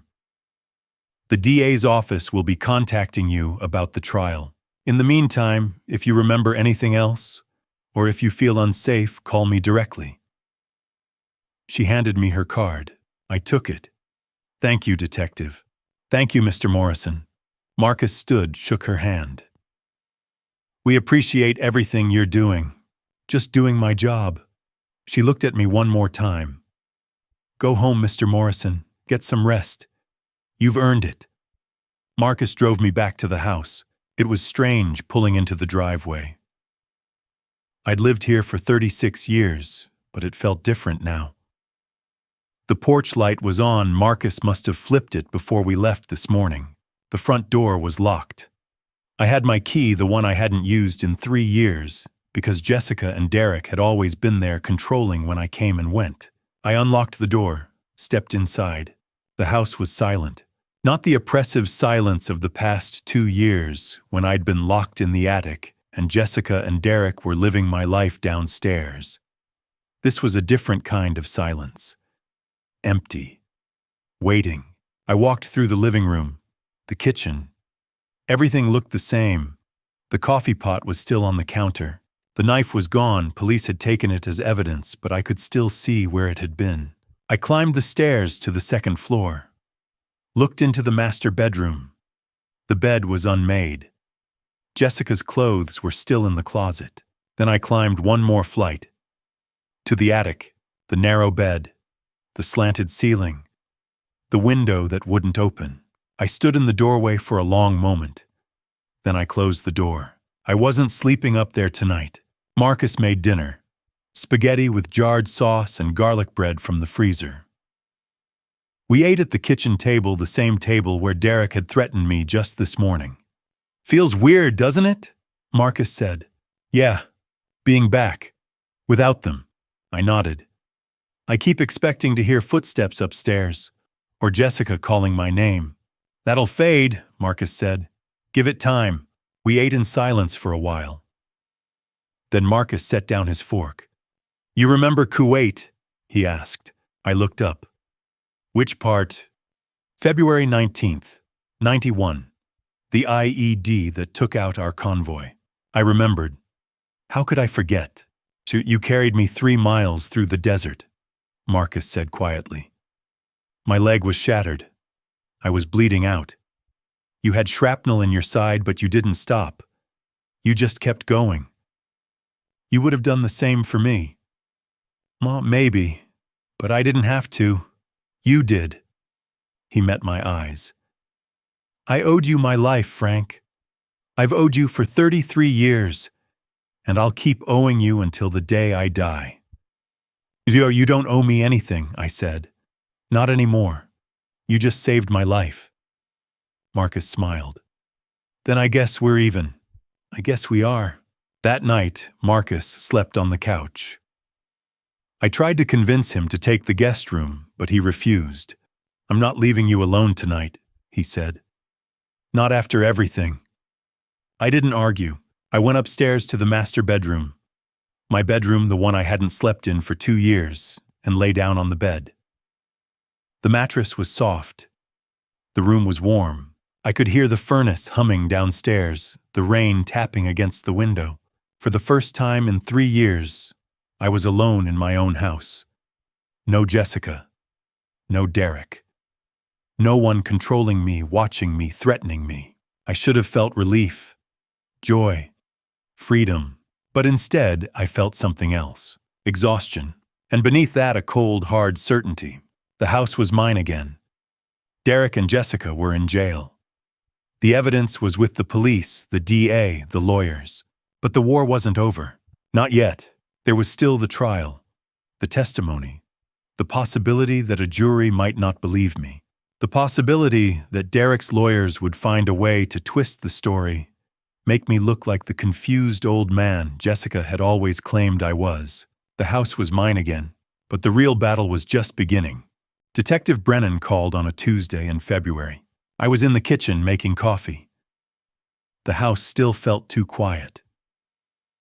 Marcus had gone back to his place in Beaverton the week before, but he checked in every day. Called, texted, made sure I was eating, sleeping, staying steady. The phone rang. I picked up. Mr. Morrison, it's Detective Brennan. Do you have a minute? Yes. I wanted to update you on the case. Derek Walsh has accepted a plea agreement. I set down my coffee mug. What kind of agreement? He's pleading guilty to conspiracy to commit murder, elder abuse, and fraud. In exchange, he's agreed to testify against Jessica. Full cooperation. The DA is offering him 12 years instead of 25. 12 years for planning to end my life. What did he tell them? I asked. Brennan's voice was calm, professional. Everything.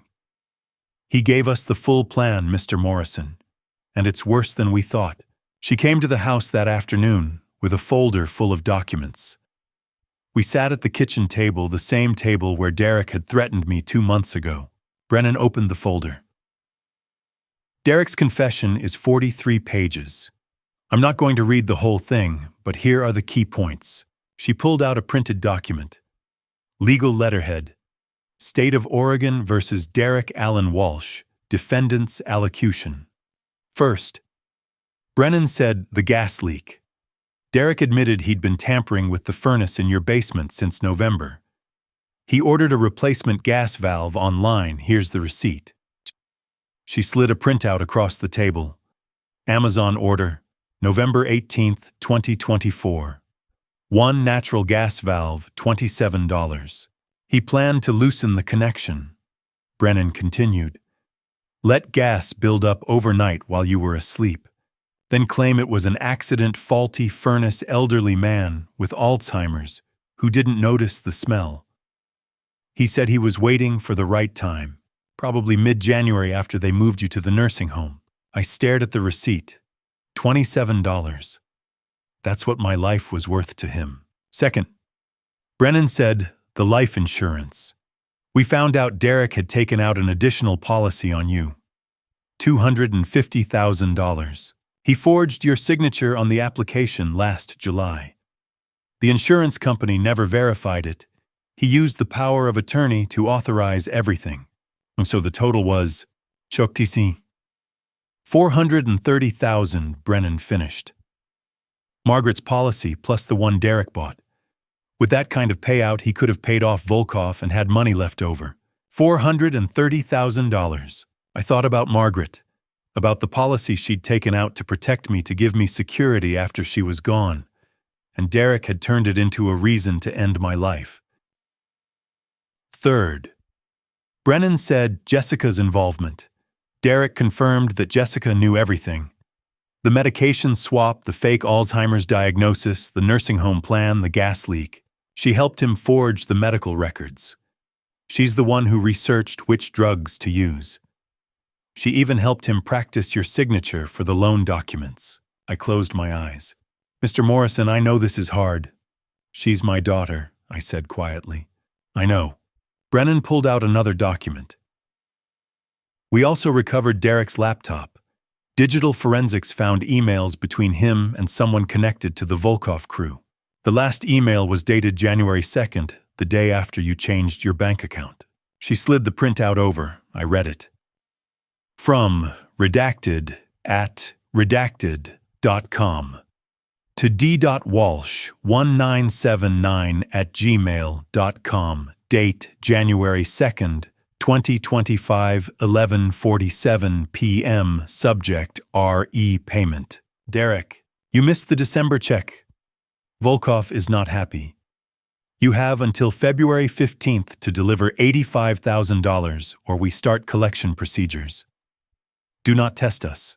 Collection procedures. I knew what that meant. Derek was desperate, Brennan said. He owed the money and he was out of time. You were his only way out. I set the email down. My hands were steady, but something inside me felt hollow. What about Jessica? I asked. Heidi, she's being tried separately. Her lawyer is arguing coercion, that Derek manipulated her, that she was afraid of him, that she didn't fully understand what was happening. Is that true? Brennan shook her head. The evidence says otherwise. We have the recording you made on New Year's Eve. The one where Jessica and Derek discussed moving you to the nursing home, and the timeline. She wasn't afraid. She was planning. She pulled out a transcript. I recognized the words immediately. Jessica Morrison. What if he fights it? What if he tells someone, Derek Walsh? Who's he going to tell? He's got no friends, no phone, nothing. He's a ghost. Jessica Morrison. What about the furnace? You've been down there every day this week. Derek Walsh. Don't worry about it. Just trust me. Brennan tapped the page. She knew Mr. Morrison. Maybe she didn't come up with the plan, but she knew, and she went along with it. I looked at the transcript. My daughter's voice. My daughter's words. The trial is set for April, Brennan said. Multnomah County Circuit Court. Jessica's pleading not guilty. Her lawyer's going to try to paint her as a victim. But the DA thinks we have a strong case, especially with Derek's testimony. Will I have to testify? I asked. Yes. You're the primary witness. The DA will prepare you, but yes, you'll be on the stand. I nodded slowly. Mr. Morrison. Brennan said gently. I know this is your daughter. I know how hard this must be. But she made choices, and those choices nearly cost you your life. I know, I said, and I did. Jessica was my daughter. I'd raised her, taught her to ride a bike, walked her down the aisle at her wedding, held her when Margaret died, but she'd also drugged me, locked me in an attic, helped Derek plan my death. Both things were true, and I didn't know which one hurt more. That night, I sat in the living room, staring at the photo on the mantel. Jessica, at 10 years old, grinning, missing her front teeth. Margaret and I on either side of her. We'd taken that picture at the coast, Cannon Beach. She'd spent the whole day collecting shells. I remembered that day, how happy she'd been, how simple everything had seemed. I didn't know when it had all gone wrong. The trial was in April, 2 months away, and I knew I'd have to sit in that courtroom and face my daughter, the daughter I'd raised, the daughter I'd loved, the daughter who'd tried to end my life. The courthouse was glass and steel, modern and cold. Multnomah County Circuit Court, downtown Portland. I walked through the metal detectors on a Monday morning in April, with Marcus beside me and Daniel Rivers, the elder abuse attorney, who'd been helping coordinate everything with the DA. Are you ready? Marcus asked. I nodded. I wasn't, but I would be. The courtroom was smaller than I expected. Wood paneling. A jury box with 12 faces I didn't know. Jessica sat at the defense table in a gray suit I'd never seen before. Hands folded, eyes down. Her lawyer, a man named Kowalski, sat beside her, flipping through notes. The prosecutor was a woman in her 50s named Ellen Marsh. She stood and called me to the witness stand. I was sworn in, told to state my name, Franklin James Morrison. Mr. Morrison. Marsh said, "Can you tell the jury how long you've lived in your home on Southeast Hawthorne?" 36 years. And for how much of that time did you live there alone after your wife passed? It was 6 months. Then my daughter and son-in-law moved in. Marsh walked me through it. Margaret's death. Jessica's offer to help. The power of attorney. The attic. The isolation. The medication. The fake diagnosis. The nursing home plan. I didn't look at Jessica. I kept my eyes on the jury, told them everything. Kowalski cross-examined me, tried to suggest I was confused, that my memory was unreliable, but Marsh had prepared me. I stayed calm, gave dates, times, names.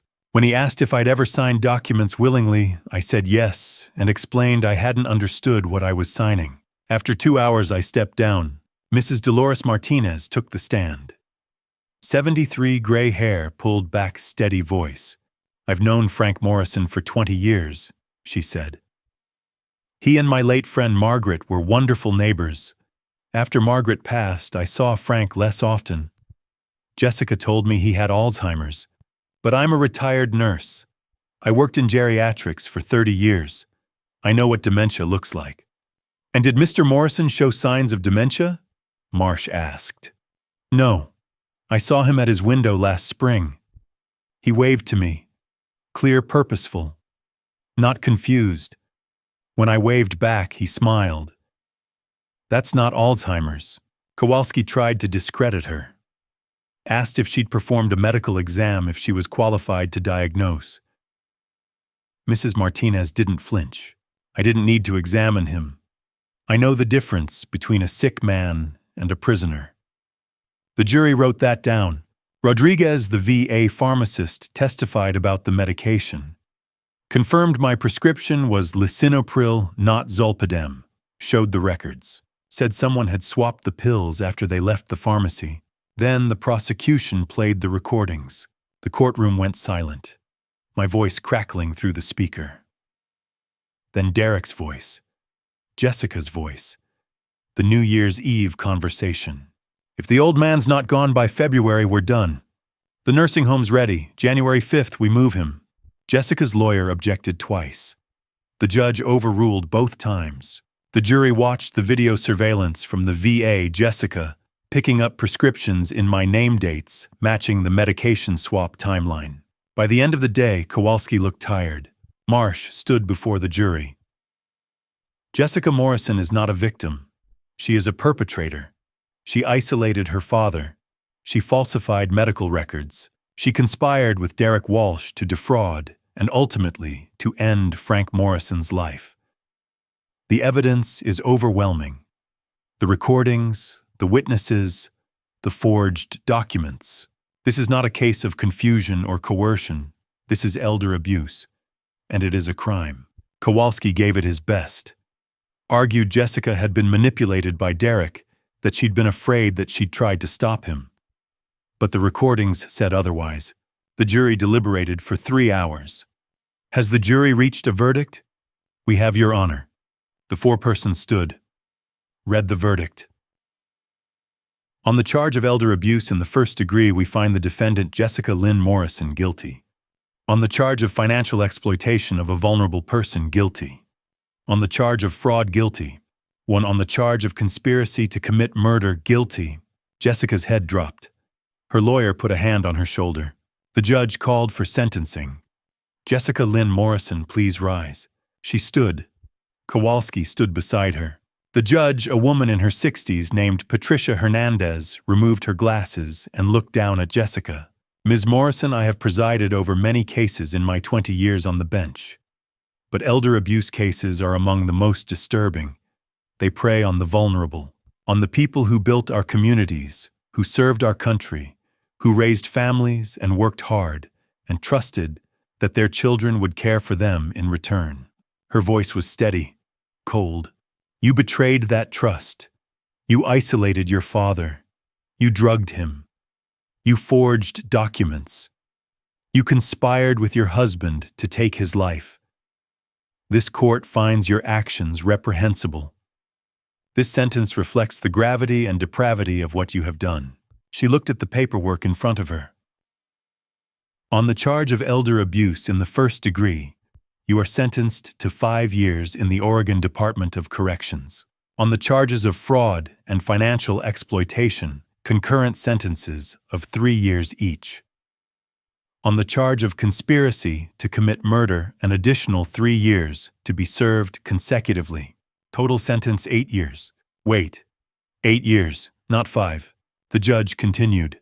However, given your cooperation during the investigation and your lack of prior criminal history, 3 years will be suspended. You will serve 5 years with the possibility of parole after 3. Jessica's knees buckled. The bailiff steadied her. As for Derek Allen Walsh, Judge Hernandez said, his plea agreement stands. 12 years, no parole eligibility until 8 years served. She banged the gavel. This court is adjourned. 2 bailiffs moved toward Jessica, cuffed her hands in front of her, started to lead her toward the side door. She turned her head, looked back at me. Her eyes were red, tears streaming down her face. Dad, she said. Her voice cracked. I'm sorry. I'm so sorry.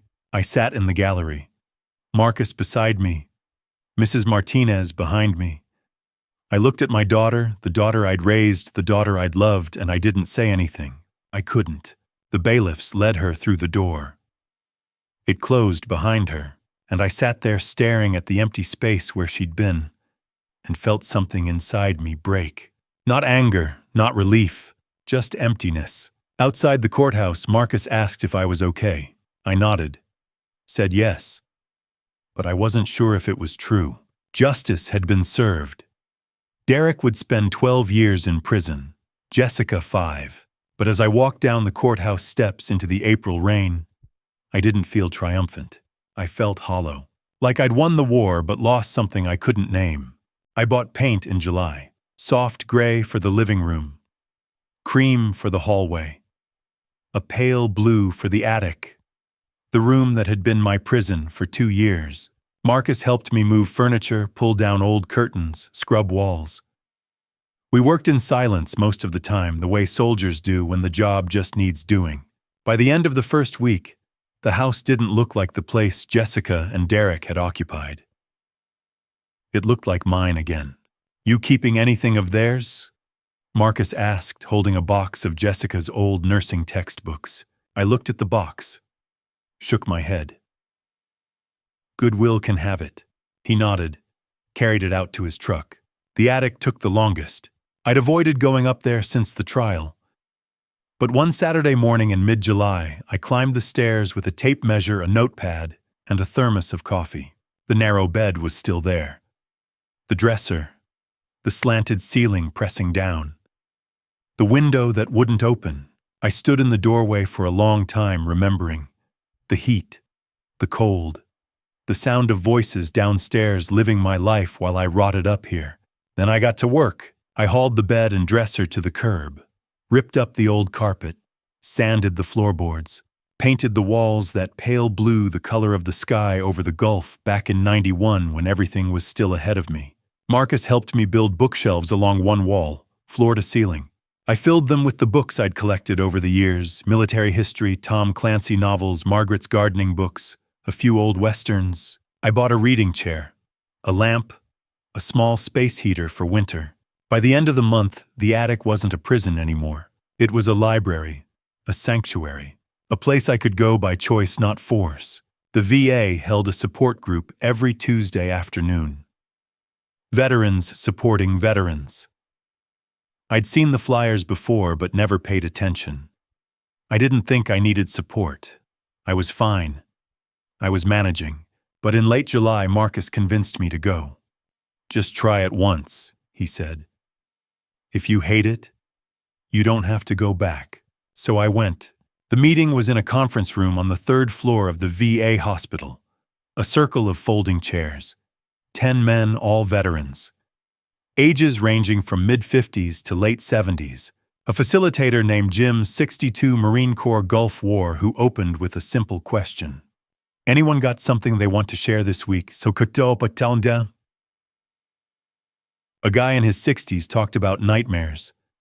Another talked about his daughter who'd moved across the country and stopped calling. A younger vet, maybe 50, talked about finding work after leaving the service. Then Jim looked at me. "You're new." "Frank, right." I nodded. "You want to share? No pressure." I hesitated. Then I said, "My daughter and son-in-law tried to take everything from me. My house, my money, my life. They almost succeeded. But I fought back, and I won." The room was quiet. Then a man across the circle, 72, thin white beard, spoke up. "How'd you know?" he asked.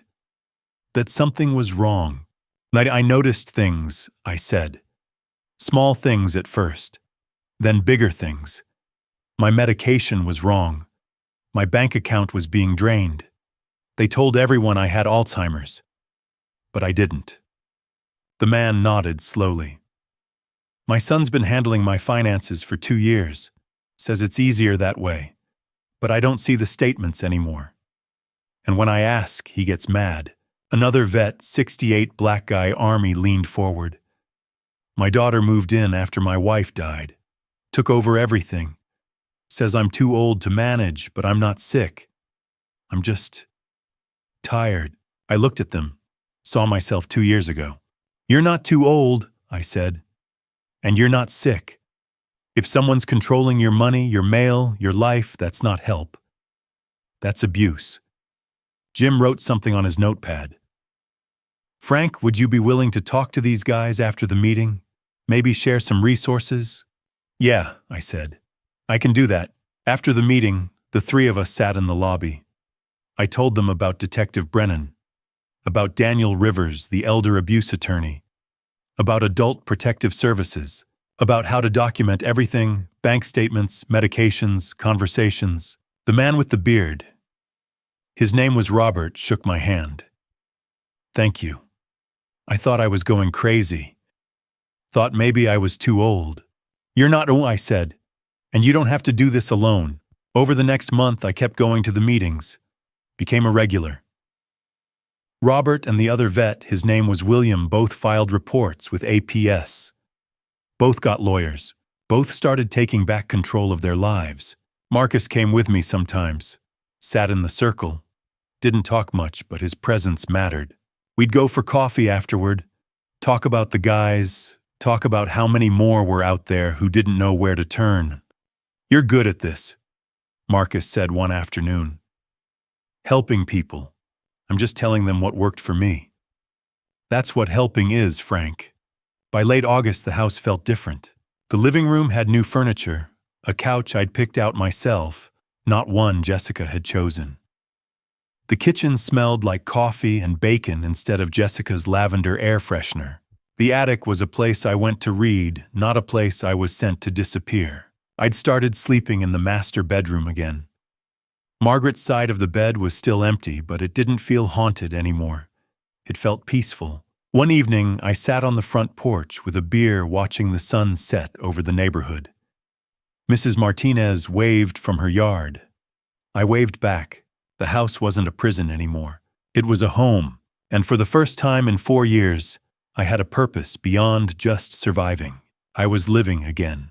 But forgiveness, that was a different war. I hadn't visited Jessica, hadn't written her, hadn't responded to the letter her lawyer had forwarded from the prison. I thought about her every day. Wondered if she was okay. Wondered if she understood what she'd done. Wondered if I'd ever be able to look at her without seeing the woman who'd locked me in an attic and helped plan my death. Marcus said forgiveness was for me, not for her. That carrying anger was like carrying shrapnel. It would tear me apart from the inside if I didn't let it go. But I wasn't ready. Maybe I never would be. Forgiveness was a war I didn't know how to fight, and I wasn't sure I could win. The civil suit settled in October. Daniel Rivers called me on a Thursday morning. Frank, we got the judgment. $100,600. $75,600 in restitution. That's 36 months of stolen benefits, and $25,000 in compensatory damages for emotional distress. I sat down at the kitchen table. They're paying that. They don't have a choice. The court ordered it. Derek's got nothing, but Jessica had some retirement savings. We'll garnish her wages once she's released, and Derek's got a small inheritance from his mother that's being liquidated. You'll see most of it within 90 days. And your fee, $18,000. Standard contingency. You'll net $82,600. $82,000. 3 years of my life bought back at $27,000 a year. It didn't seem like enough, but it was something. Thank you, Daniel, I said. You earned it, Frank. What they did was criminal and civil. You're entitled to every penny. The check arrived in November. I deposited it at Pacific Credit Union, the same place Stephanie Harris had helped me open my secret account a year ago. I used $15,000 to fix the house. New roof, new water heater. Replaced the furnace Derek had tampered with. The rest, I split some into savings, some into a CD for emergencies, and $10,000 I donated. Daniel had told me about a fund the VA was starting elder abuse prevention and education. Programs to teach veterans how to recognize financial exploitation. Legal clinics. Support groups. I wrote the check and mailed it the same day. It felt good. Turning the worst thing that had ever happened to me into something that might help someone else. Marcus and I started fishing that fall. Every Sunday morning, we'd drive out to the Columbia River just east of Portland, where the water ran wide and slow. We'd park at a public access point, walk down to the bank, cast our lines, and sit. Sometimes we talked, sometimes we didn't. It was the kind of friendship that didn't need words. One Sunday in late October, The sky was gray and low, the kind of weather that makes you feel like you're the only two people left in the world. We'd been sitting for an hour, lines in the water, no bites. Marcus broke the silence. "You ever think about forgiving her, Frank?" I didn't answer right away. Just watched the river, the current pulling at my line. Every day," I said finally. And every day I'm not ready." Marcus nodded, reeled in his line, checked the bait, cast again.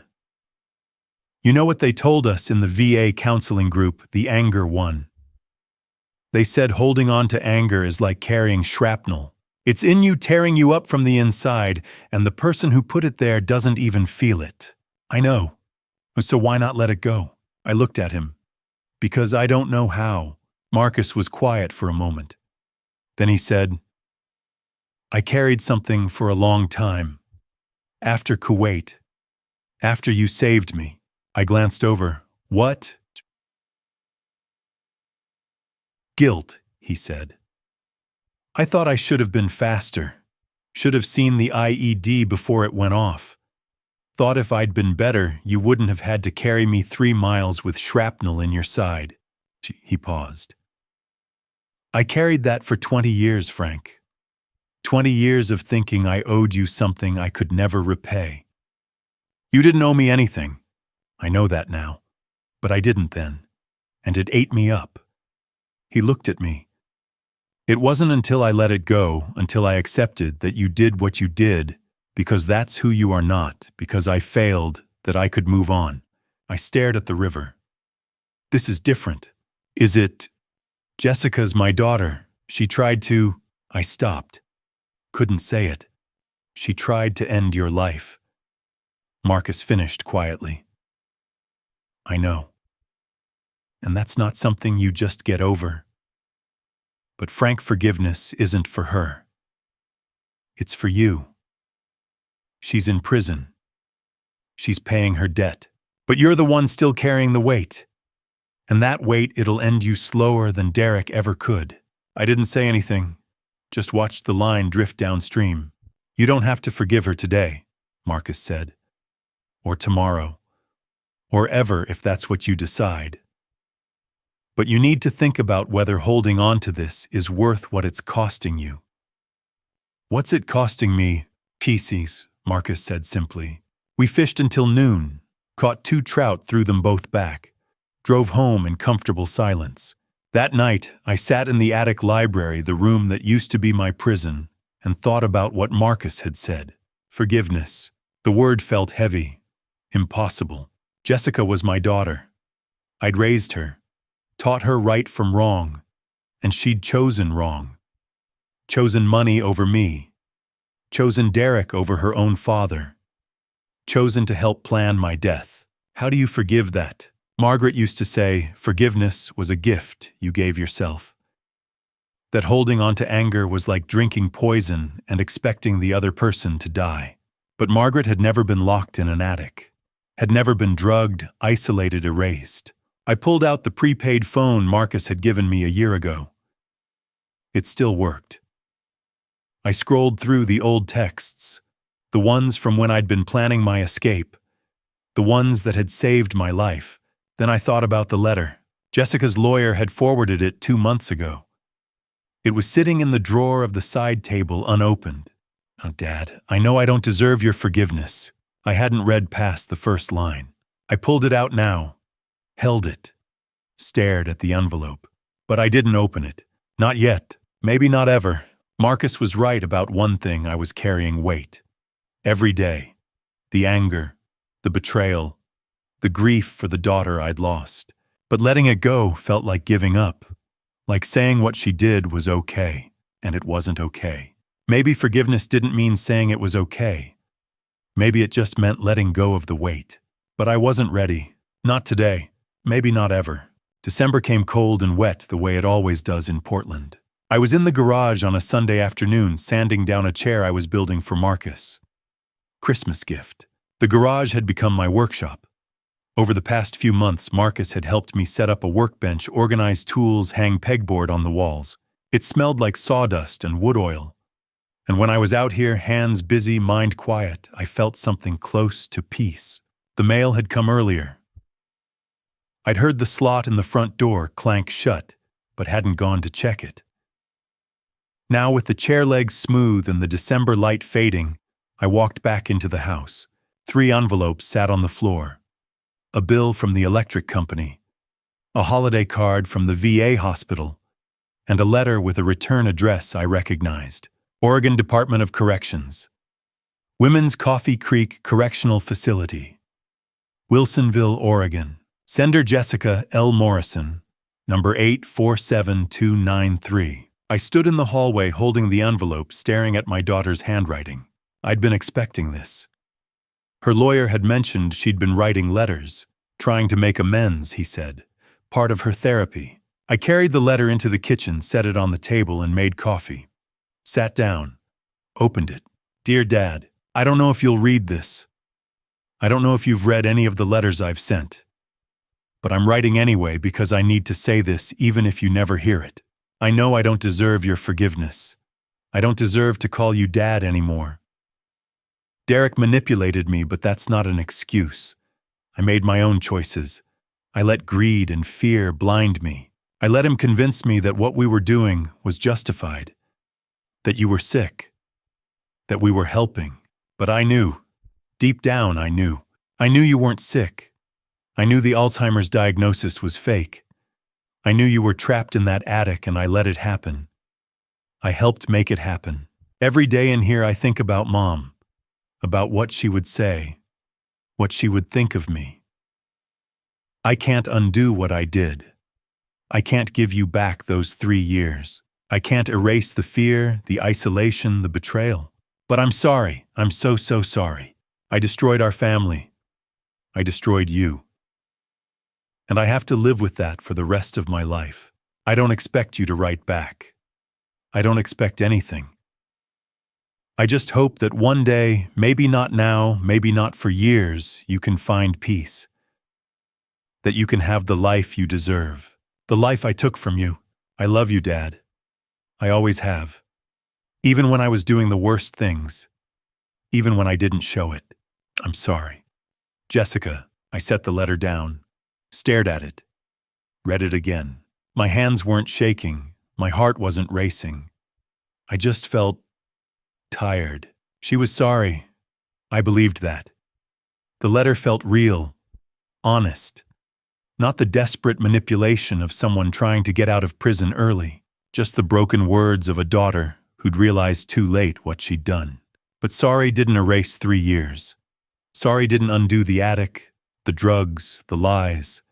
Sorry didn't bring back the father-daughter relationship we'd had before Margaret died. Sorry was just a word. I folded the letter, slipped it back into the envelope, and put it in the drawer of the side table. Same drawer where I'd kept the prepaid phone Marcus gave me a year ago. Same drawer where I'd hidden evidence when I was planning my escape. Now it held a letter I didn't know what to do with.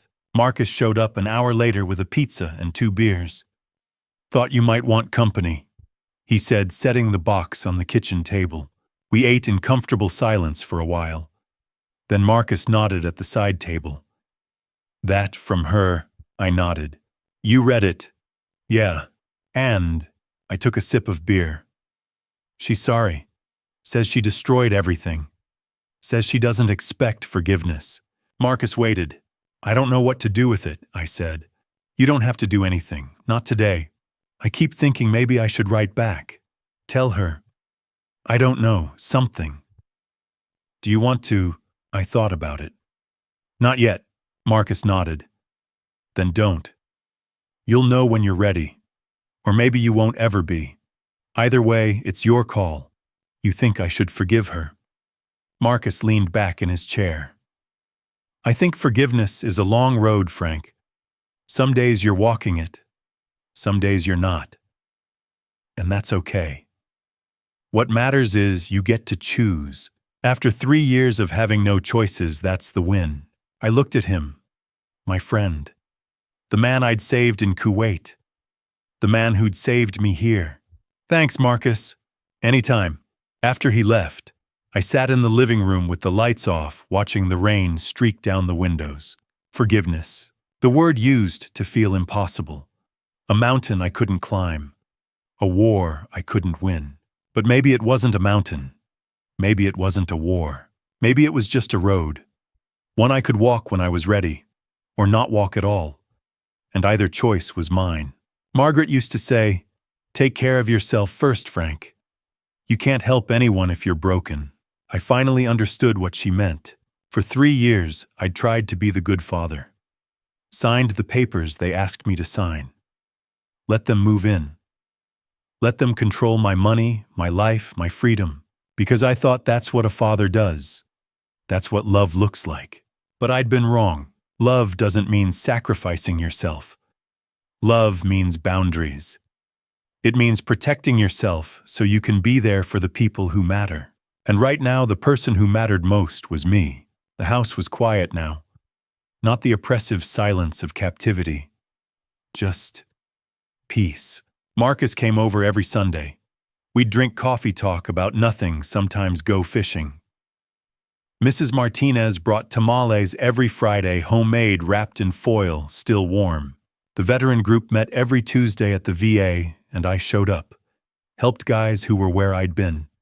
Told them they weren't alone. I slept in my own bed. The master bedroom, not the attic. The door was unlocked. My medication sat on the nightstand, and every morning I took the right pills. The ones that were actually prescribed to me. I had my house back, my money back, my life back. And every day I woke up and made a choice. To keep going, to keep healing, to keep living. I thought about that morning a year ago. January 1st, 2025. I'd changed my bank account details and gotten a new card.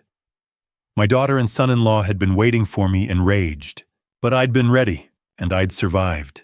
Not just survived. I'd fought back. I'd won. The war was over.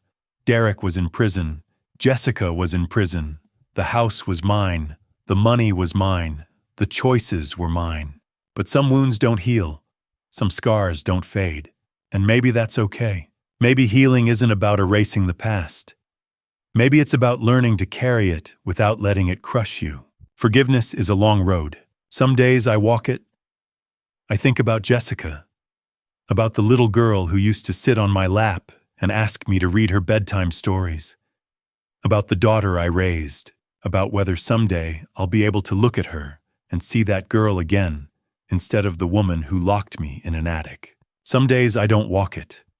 I remember the 3 years, the fear, the isolation, the realization that my own daughter wanted me gone. And I think maybe I'll never forgive her.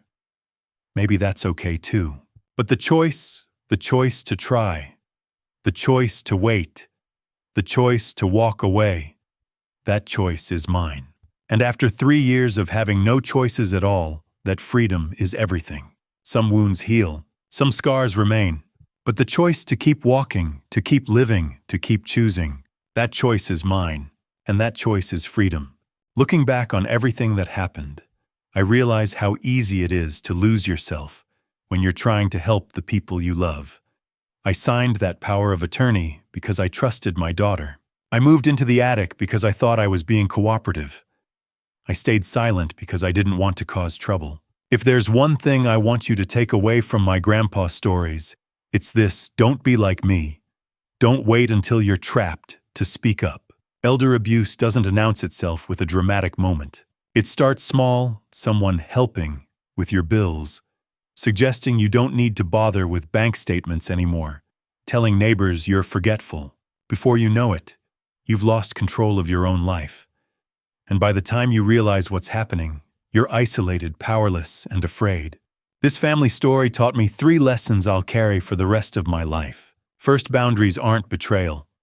Margaret told me to take care of myself first, and I thought that was selfish. But she was right. You can't help anyone if you're broken. Saying no to your children, setting limits, keeping control of your finances, that's not rejection. That's survival. Second, trust your gut. I knew something was wrong the moment Derek asked about my bank account. I felt it when Jessica told neighbors I had Alzheimer's. But I second-guessed myself. I thought, they're family. They wouldn't hurt me.